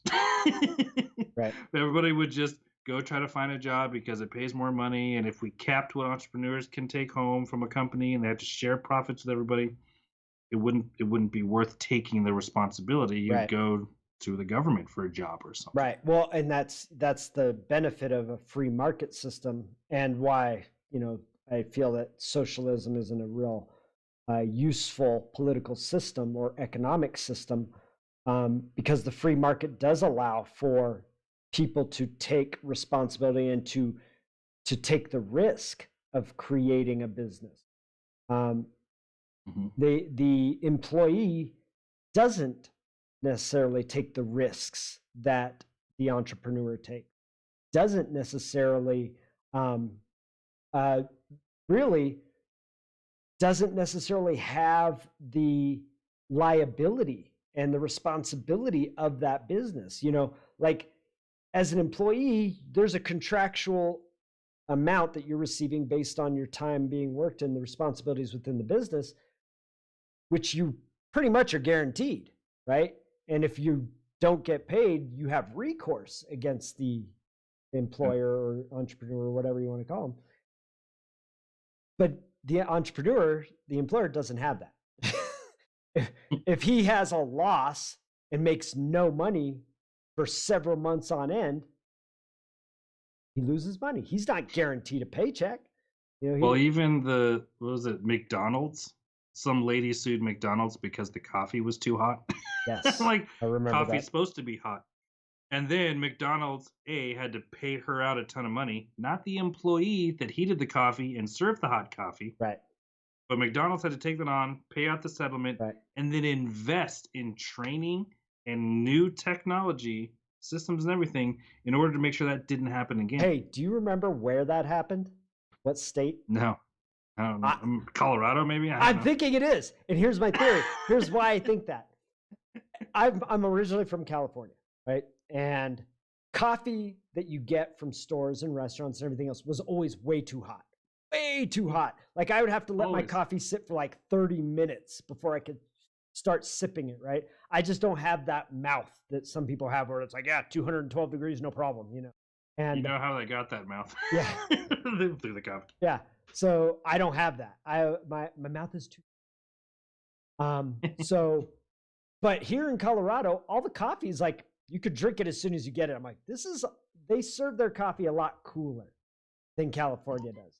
So I'm thinking, was that, I thought about it one day. I'm like, I wonder if that McDonald's case was in Colorado and that's why all coffee is like lukewarm. It's not lukewarm. I mean, it's still hot, but it's not that hot. No, it's like really the exact temperature that your taste buds can handle without singeing your mouth. Yeah, exactly. So it's actually, for me, it's the perfect temperature. For someone who's used to 200-degree coffee, it's probably not cutting it. It's probably cold. Yeah, exactly.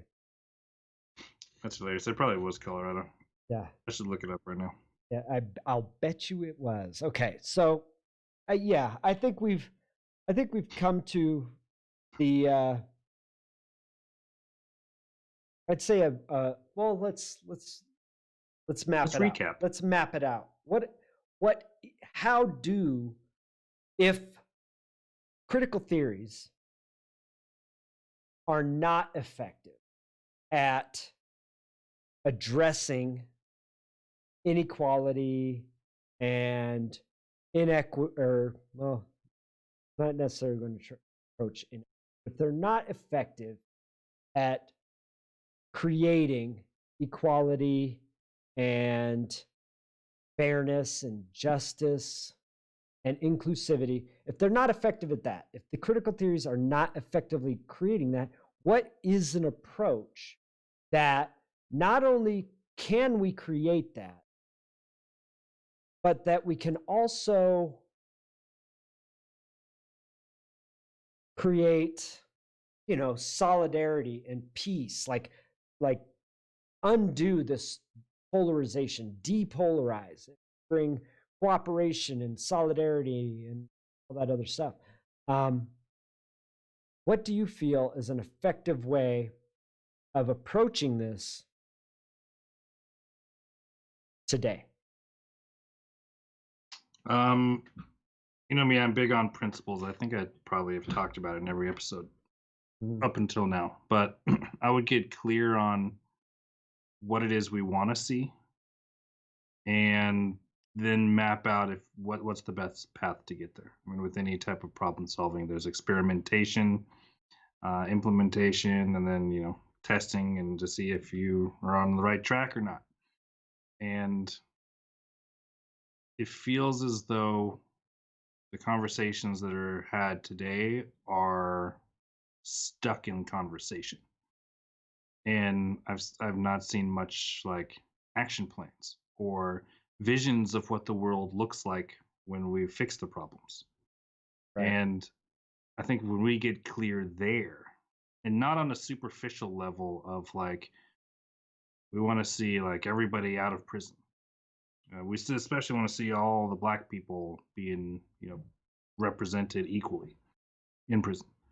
But what are the principles that guide the want to have people out of prison? Right. And then sticking with, Well, it's like, is it fairness? Is it peace, cooperation? right. Is it justice? And then having that guide the actions to actually creating what it is we do want to see. Right. So And being clear on what the vision is, and clear on the principles. yeah, and being mindful of everything else you want. Because right now there's this whole abolish police, right? Because there will definitely be less people in prison if you abolish the police. However, there's probably some other things that go along with that that you're not thinking of right now that you probably don't want, like more violence, more murder, more theft, more crime in general, right? So those are probably things you don't want. So you probably want to be pretty clear on, all the things you want. Or at least the things that you might be affecting, like looking Yes. at the big picture. Right. Like, I was just listening to a podcast the other day where this guy was talking about how we had no idea that by implementing pesticides, which it fixed like an entire generation of famine that was happening. Mhm. But adding pesticides, they were like, "This is great," and you spray it on there. We had no idea that that stuff then went airborne, and it has polluted the entire population of even like uncontacted, like people in rural areas that are not, they don't even have cell phones or electricity or stuff like that, in the middle of nowhere. They tested like mother's breast milk in like northern Alaska, had like all the same pesticides that we use in the US. They don't do farming up that far north. Right. So awesome idea. You went in there and you fixed a problem, but we never really thought it all the way through to see what the health issues that would come up about ingesting those chemicals, or what the global impact would be. Right. So being mindful of the impacts that Yeah. that And implementing that's not just other people somewhere else. That's immediately in your community was having the same but stuff. see, and here's the thing, like I really the, as we've gone through this conversation, it's become clearer and clearer to me. My opinion is that I don't think a system is the answer. I don't think government is the answer. I do feel like this is a community problem. It is a community based solution that it's going to take people coming together with common goals, common morals and ethics, right? To, for one, be willing to look at the true causes of inequity in society, and then be willing to look at the culture of each group that's experiencing a disparity, right? So, because if you really want to address these things, then you're going to really want to look at the culture and the practices and habits. And maybe it's about developing community-based, or that's what it was. You had said private.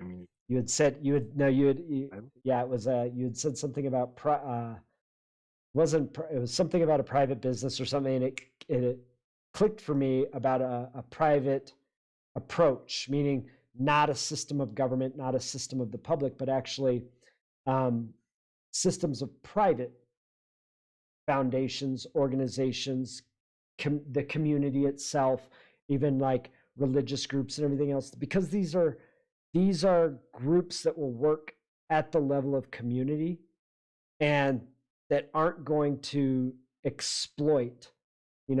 You start putting it in the level of government and big business, and it's always about profit, right? Or control or something else. And that's not necessarily the most effective way of approaching this at all. I'd say, for one, one of the first things we have to look at is the fact that we've been divided on this in its extreme. The polarization, the division that people are experiencing. You have one group, huddling into nationalism, and you have another group huddling into these critical theories. and postmodernism, and it's created this division because each defines the other as against what they stand for. And the funny thing is, they stand for the same things. Like, everyone wants equality. Everyone wants inclusiveness. Everyone wants justice, right? Peace. Yeah. So both groups want that, but they want to be right about their approach to it, and by nature want to define the other as an enemy and as against those. And so I'd say that's the first place. Is it's a willingness to be open and think. That's the first place for sure. Yeah, you got to be willing to really be open and to think about how your ideologies are playing out, how they're affecting your relationships, how they're affecting the way you view your fellow human beings, and a willingness to be critical of your ideologies, and to really okay, wait a minute.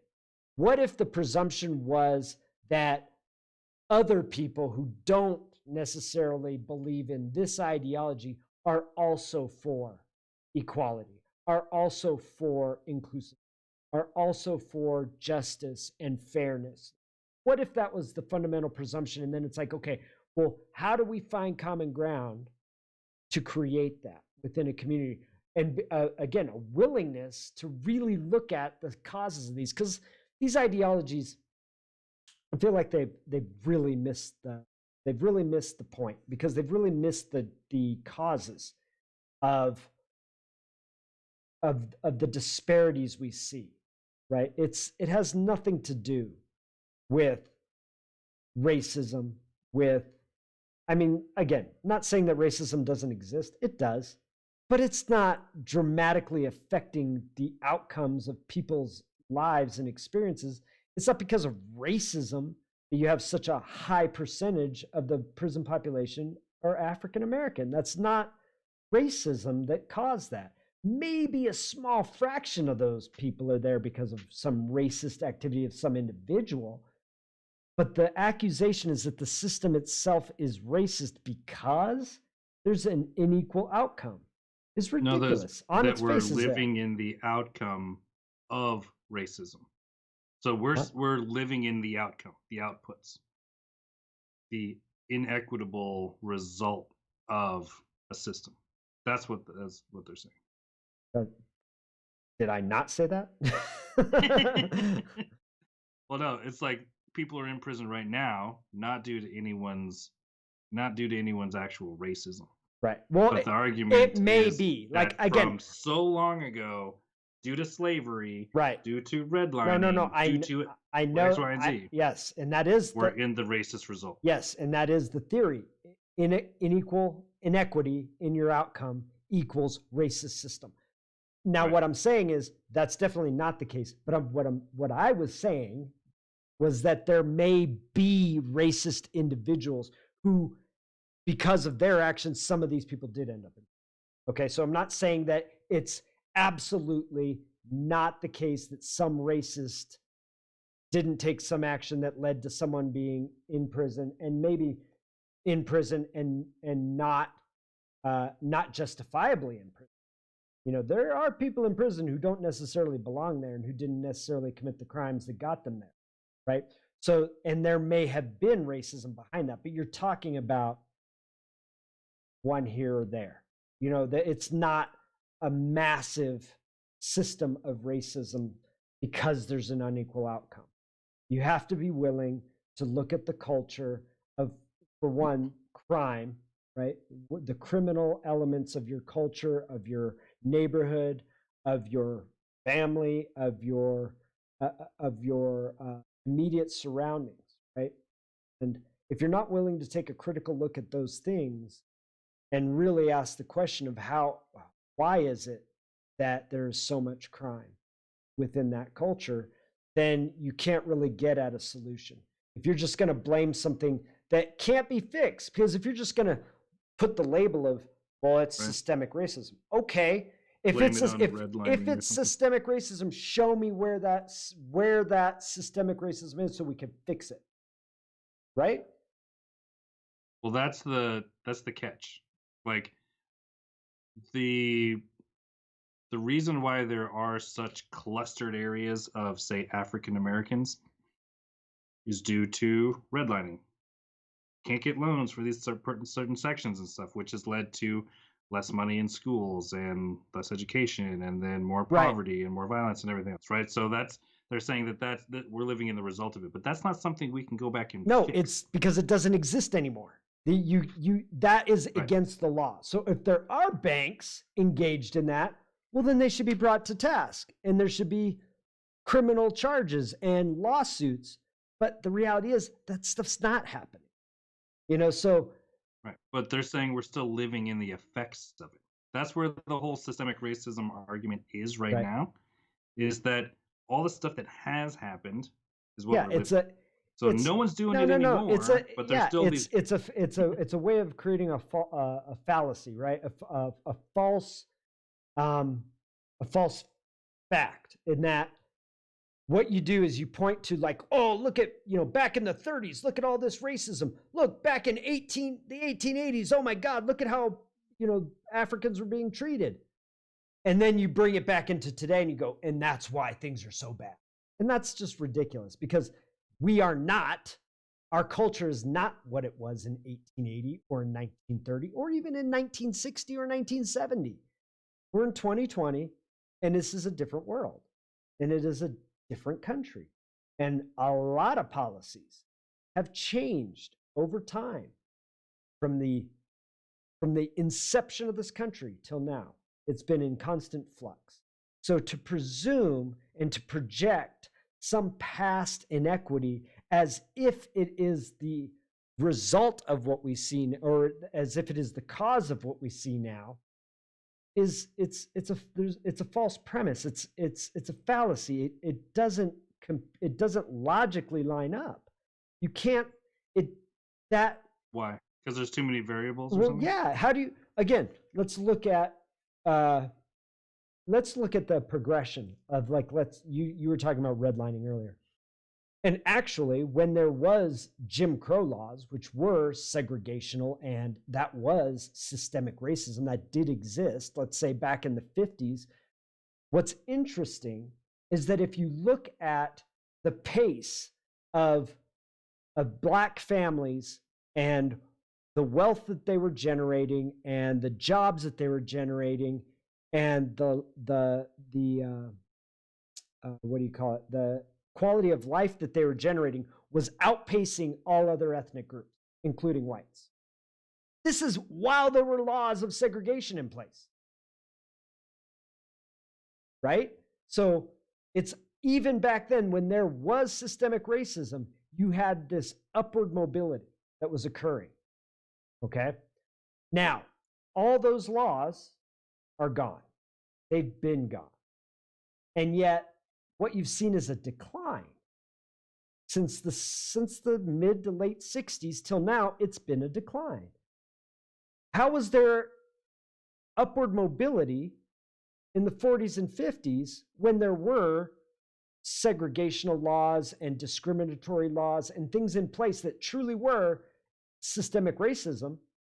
And now that we've eliminated all of those, and now there's a downward trend in quality of life and in income and all these other things. And you got to wonder now, again, this has actually started to come back up.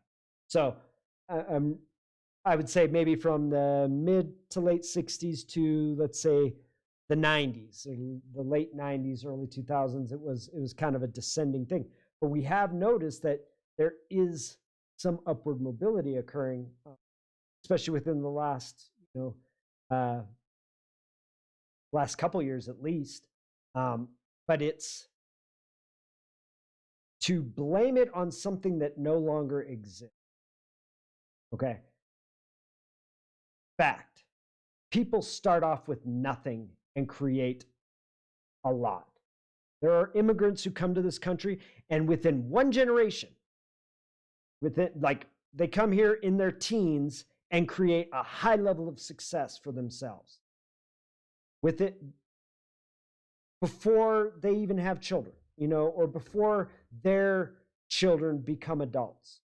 So it's because the opportunity is there for anyone to excel.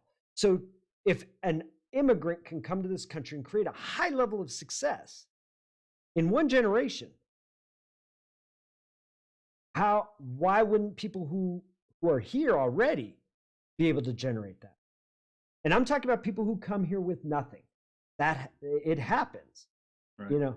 Not with a loan, Yeah, not with no, any of the savings or any Yeah. of that stuff.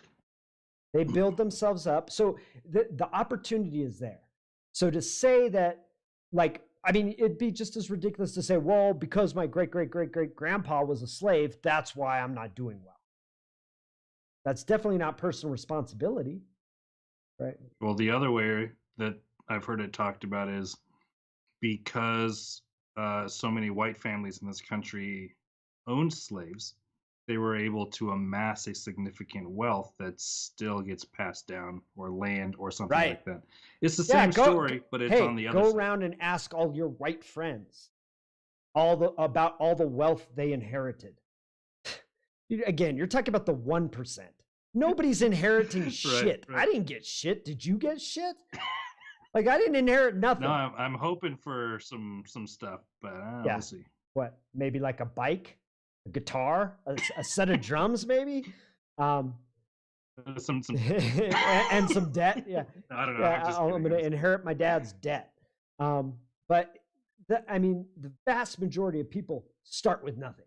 You know, nobody's there. I mean, to make that statement that, oh, all white people are getting these inheritances from their, that is the most ridiculous thing I've ever heard. I know one trust fund baby, and he had enough to buy a house, And that's it. and then he kind of generated, Right. paid in some Right. equity, got enough for down payment, bought another house. And I'm like, well, shit, man. If I had enough to get one house, like, start storing all your Mhm. wealth, all the money you pay to rent. That's like the number one expense for people in Right. this country is the freaking rent check, especially if you live in places like New York, San Francisco, LA, even Denver. Like, places are getting really expensive to Mhm. rent. If you're paying that every month, you can amass an enormous amount of wealth. That doesn't, like, I know people that never got a handout, that work shit jobs, that they were able to save up $5, $10, $20,000 over the course of what, their 20s, buy a house, and now they own like 4 or 5. Right. Yeah. It's And Yeah. and again, that has to do with the culture of their culture, because whether it was their family or their peers or the area they grew up in, there's already that approach to live, like, again, delaying gratification, right? Having a work ethic, saving money, like, all of those things have to be in place for you to make that initial purchase, right? And to create that wealth for yourself. But people do that starting from nothing. All one the thing time. I was hoping you would touch on that you didn't What? is the personal responsibility, the lack of personal responsibility that comes with those narratives. Right. So, Oh, yeah, like, the victimness. to blame Absolutely. it on to blame it on racism, to blame it on the systems, redlining, slavery, whatever the explanation is. To blame it on that is to remove all responsibility from me, Right. right? I'm blaming it on this system. It's not my fault I'm here, and it sucks, and I'll never leave Right. here And what's interesting about because that? that system's What's not gonna interesting about that is that's disempowering the individual, but these philosophies are based on groups having power over other groups. So it's We're just pointing the finger at a different yeah, but oppression. we actually disempower the individual. All the power dynamic comes from the group. One group of people having power over another group and disempowering the individual to have power with their choices, responsibility, to have power with what they create in their life, right? So what's more powerful? I created all my circumstances and conditions where I'm a victim. Well, and even whether it's create or not, because now you're getting into the metaphysical, regardless of whether you create them, right? Or whether, like, it's not about the circumstance and conditions themselves, as if you are dreaming them up and bringing them into reality, which we could have a conversation about that because there is a metaphysical element to that, and we could have a conversation. But let's assume that circumstances and conditions are outside of your control and they just occur. The responsibility is in how you deal with it, how you approach it, how you overcome your obstacles. That's where the responsibility lies. You always have choice. To lay down and be a victim would be you disempowering yourself. To say, I can't overcome this obstacle is you disempowering yourself. To say there are obstacles that aren't even necessarily there is you disempowering yourself. Like, how can you do anything about slavery? How can you do anything about slavery? I mean, well, There's no way you're going back in time to well, stop I mean, this. well, no, it does still exist, not in this country necessarily, but it does exist in the world. So if you're, I mean, if you're really a social justice warrior and you really want to get out there and end slavery, well, you got to go into some other countries because there's still, in fact, today, there are more slaves than there were during the entire, than there were in the entirety of the history of slavery in America. There are currently active more slaves in the world right now than there were in the entire historical, the entire history of slavery in the United States. Collectively? Like all the years of slavery, all put together, all those slaves, you count them up. There are currently more slaves in the world now than there ever were in the U.S. So, and again, slavery is an issue, and it's not an issue here anymore, but we're making it an issue by making people victim to, and by, and And it just reminds me of the people that are like, I'm going to go donate money to these countries in Africa or these, these really poor people. They're starving. We need to do something about it. And I'm like, but there are starving people right here in the US. right, There are starving people on reservations, which are kind of, not necessarily US, but still kind of the US. I'm like, what has you wanting to go all the way over there and fix a problem versus like being present to where you are and what's going on here? right. I feel like it's the same type of conversation. Like, are you really going to be pissed off of slavery and how it's affected your inheritance and your education, maybe, and where you live and everything else? Well, you could take that and actually go do something about slavery somewhere else Right. that exists today. Anyway, So full circle. full circle. But it's again, it's funny. I don't know how many of these conversations are going to end in personal responsibility. I have a feeling, but it is also going to take a level of intention and mindfulness to really bridge the gaps here, to bring people back together, because there is such polarization right now. So, first thing is we have to stop seeing people of different ideas as enemies, as like, well, I'm an anti-racist, and if you don't believe in all my ideologies, and you don't say the things I say, and you don't belong to the groups I belong to, and you don't read the books I read, and you don't act the way I act, well, then you are a racist, right? Or the whole mentality of if you're not part of the solution, you're part of the problem. Well, I mean, in a sense, you are. But right, no, that's the no middle ground again. That's a polarization. Right. It's either you're with me or you're against me. But right now, everyone's part of the problem. Like if we're gonna completely divide, again, a joke, but at the same time, it is indicative of the level of polarization we're seeing. You know what I mean? It is apparent that there is just an extraordinary level of animosity, hatred, and anger between people who really want the same thing, in my opinion. again, we take these principles that we talked about at the beginning. Nobody's against those things. Nobody's for racism. Nobody's for inequality. Nobody's for, and again, yes, I do realize there are some, but we're talking about a vast minority. Like, we're talking about so few people that they have no impact.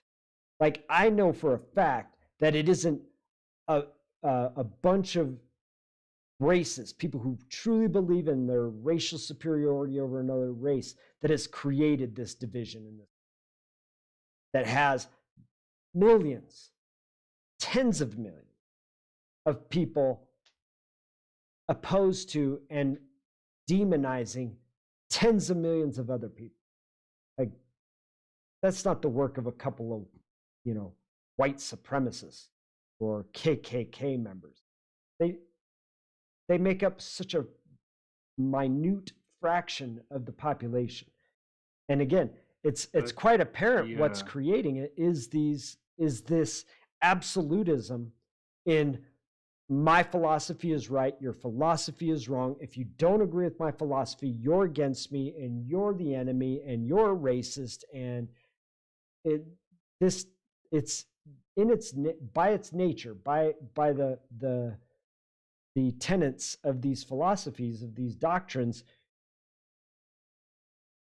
there is only polarization. There is either you're all in or you're the enemy, like you said. It's if you're not with me, you're against me.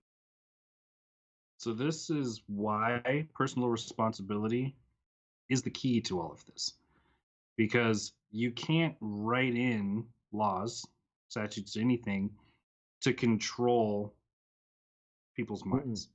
You can't say, like, you can't be polarized. You can't have an anti-polarization. No, but what you can do is start television programming. So if it starts there, to first see people as not the enemy, that they just hold a certain set of ideas as different as your ideas, and you can then look underneath the ideas and see why those ideas are there. Responsibility. Right. You're not the enemy. Let's come together and talk about this. Wow, we want the same things. How do we work together to create them? That's the process. It's not, I'm got my idea, you got your idea, let's fight about it, and then forever perpetuate the war. And that's not going to get anybody. And that requires also critical thinking.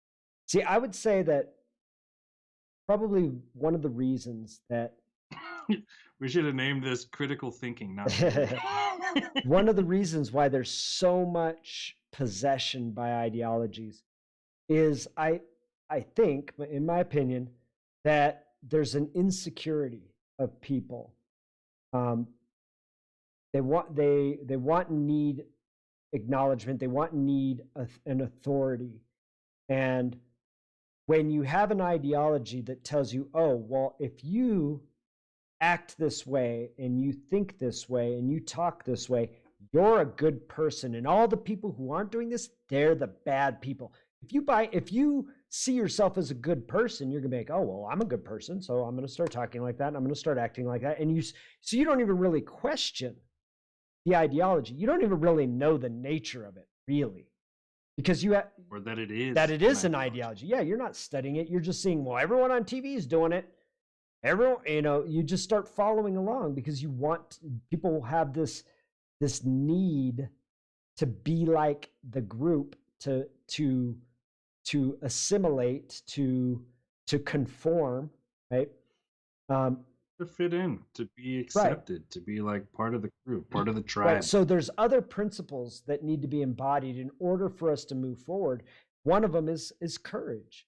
Like, people willing to be courageous enough to be authentic, to be genuine, to be themselves, and to think for themselves, and to not need an authoritative ideology in order to latch onto or be possessed by. And that takes, not only does it take courage, but it'll take some confidence. It will take being willing to not look good, or to look bad, to be wrong, right? It takes a willingness to be accepting of yourself and in your wrongness and in your not looking so goodness, right? It really requires that, because then you can be accepting of others. And there is not going to be any coming together until there is an acceptance of self without needing to conform, acceptance of self when I am authentic, or so that I can be authentic, right? Acceptance of self so that I don't need an authority to tell me my ideas. And acceptance of self so that I can think for myself and not necessarily hold the ideas of a group that identify in a way that I think I want to identify it. Well, if all the good people think that, if all the good people say those things, if all the good people act that way, well, I'm a good person, so I'm going to do all those things, right? That it requires a sense of self and confidence and courageousness and authenticity, and again, responsibility, right? So, And just in I guess generally it's not taking yourself so seriously. absolutely Like I could totally sum almost all of what you said up in just like, maybe I'm right, maybe I'm right, wrong. Doesn't really matter that much. I'll figure it out right, later. Oh, you're a person too. You're different. I'm different.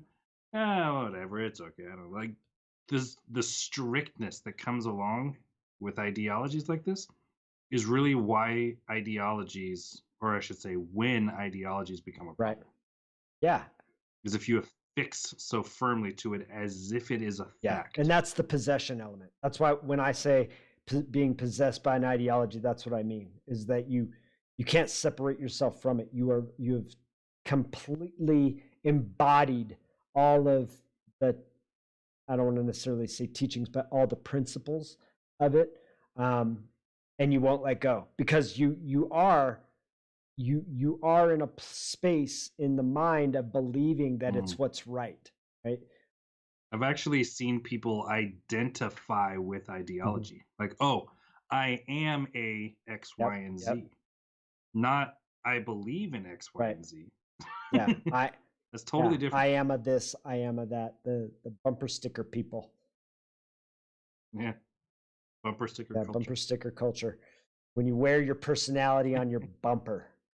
Um, okay, I think. What do you think? You think we came to a good place with Nailed it. this? Okay, Yeah, excellent. exhaustive. Yeah. Pretty exhausted.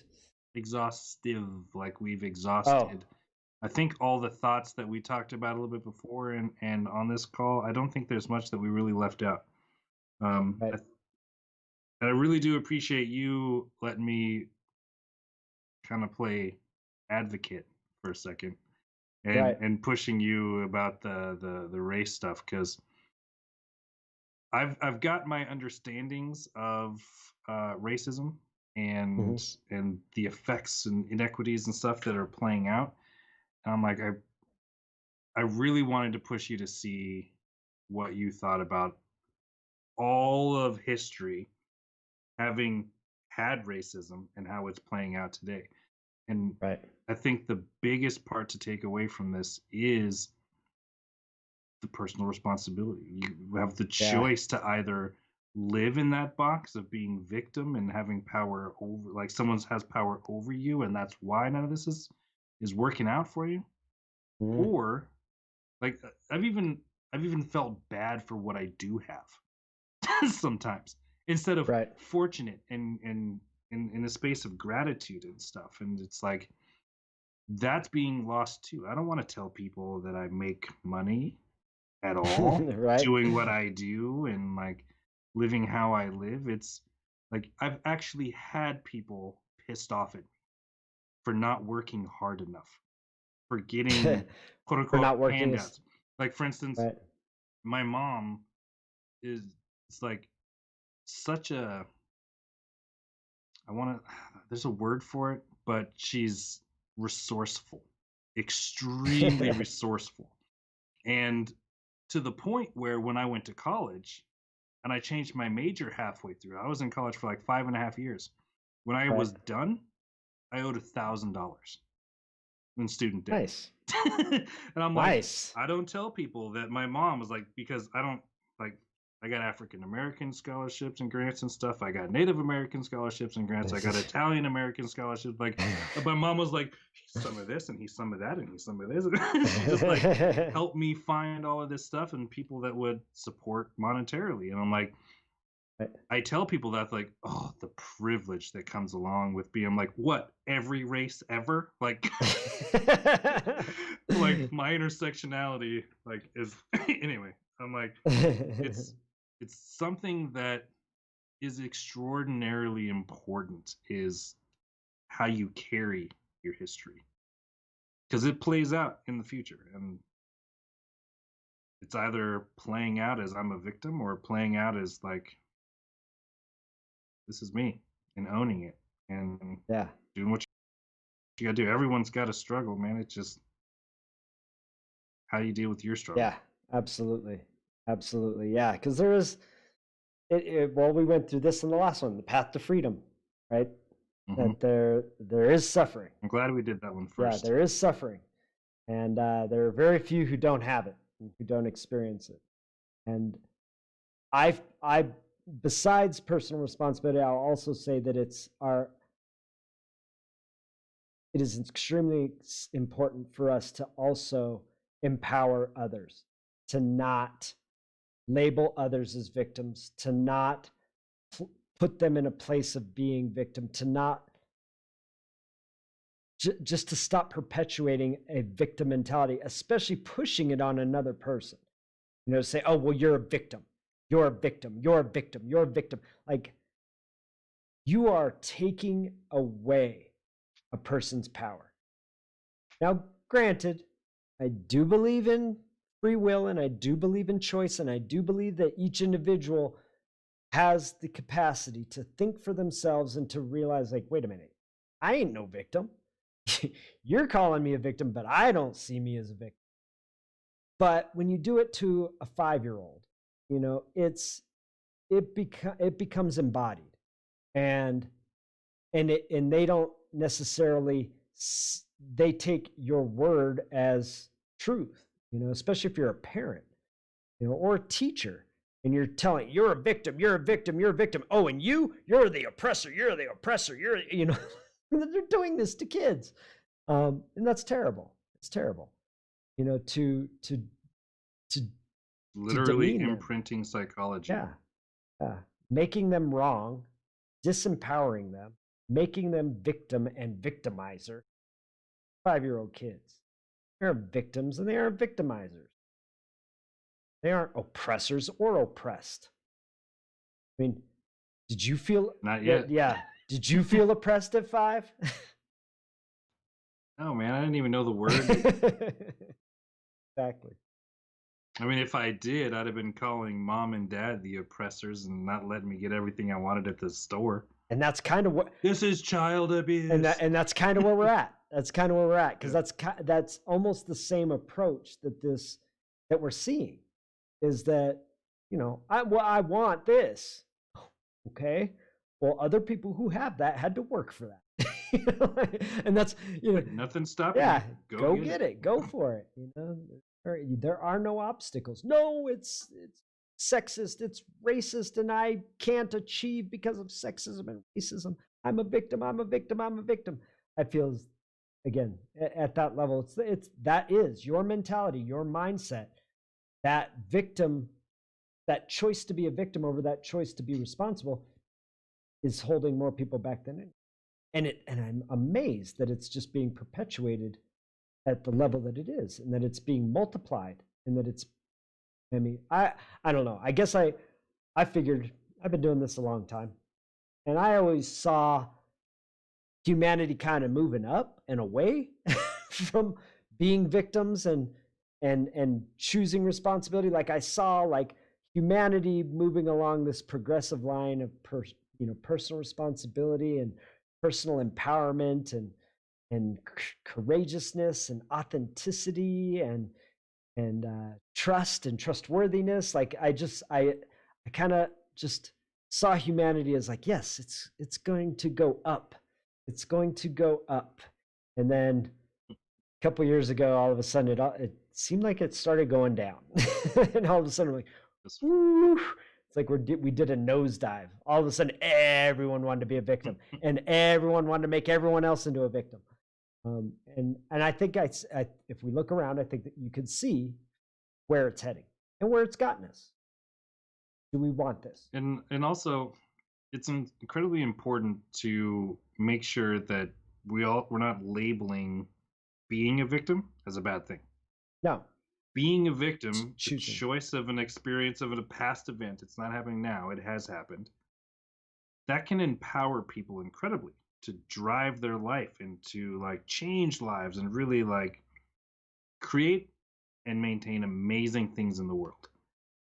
But just like any other ideology, any other belief or worldview, it doesn't work all the time. Even like I'm the best looking, most handsome, amazing, richest, best person on the world, you may think, wow, that's a good belief to hold because you're holding yourself up here. Yeah, well, yeah, I was gonna say, I don't know. That sounds like that could be a little bit of narcissism in and certain ego. scenarios, Yeah. it can be very bad. So it's like, Yeah. when is the belief that we're attached to in the moment effective for what we're trying to create? That's why it's important to looking at the principles and our goals and just the foundation that we operate from. Right.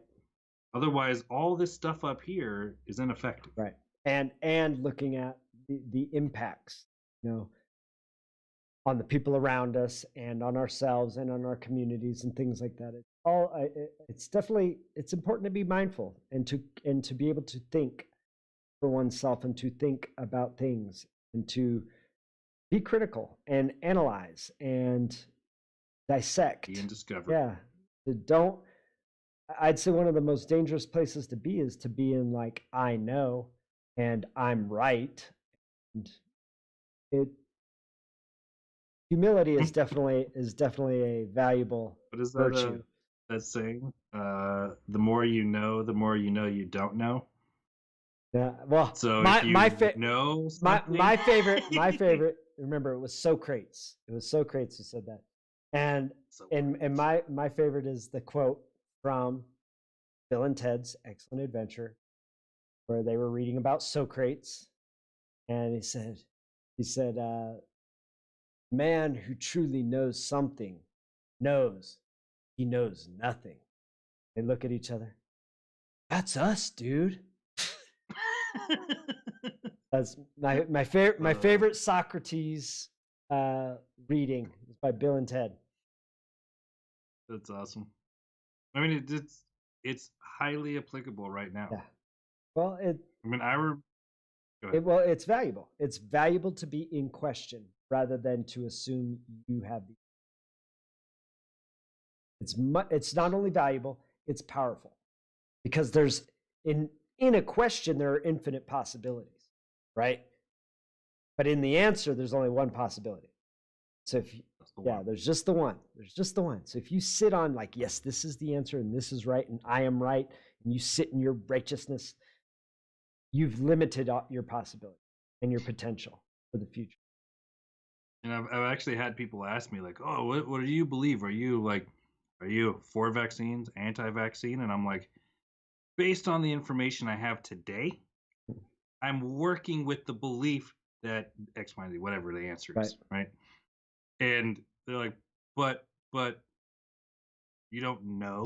Like, I know I'm running with something that's working so well. But that could change at any minute. Right. Any new information comes in, I'm like, well, I'm going to try something else out for a little. Right. And I'm like, that is incredibly powerful of a space to be in. Yeah. To be like, I know this to be true for right now. And I'm going to trust it and utilize this, but I'm not going to have to prove it so much and attach to it and never let it go. Or be right about it, right?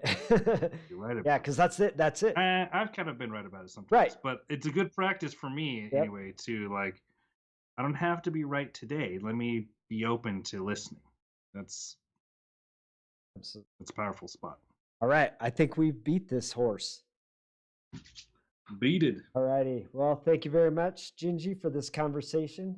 It was extremely enjoyable. And Thank you, I Brandon. look forward to our next conversation. Phenomena.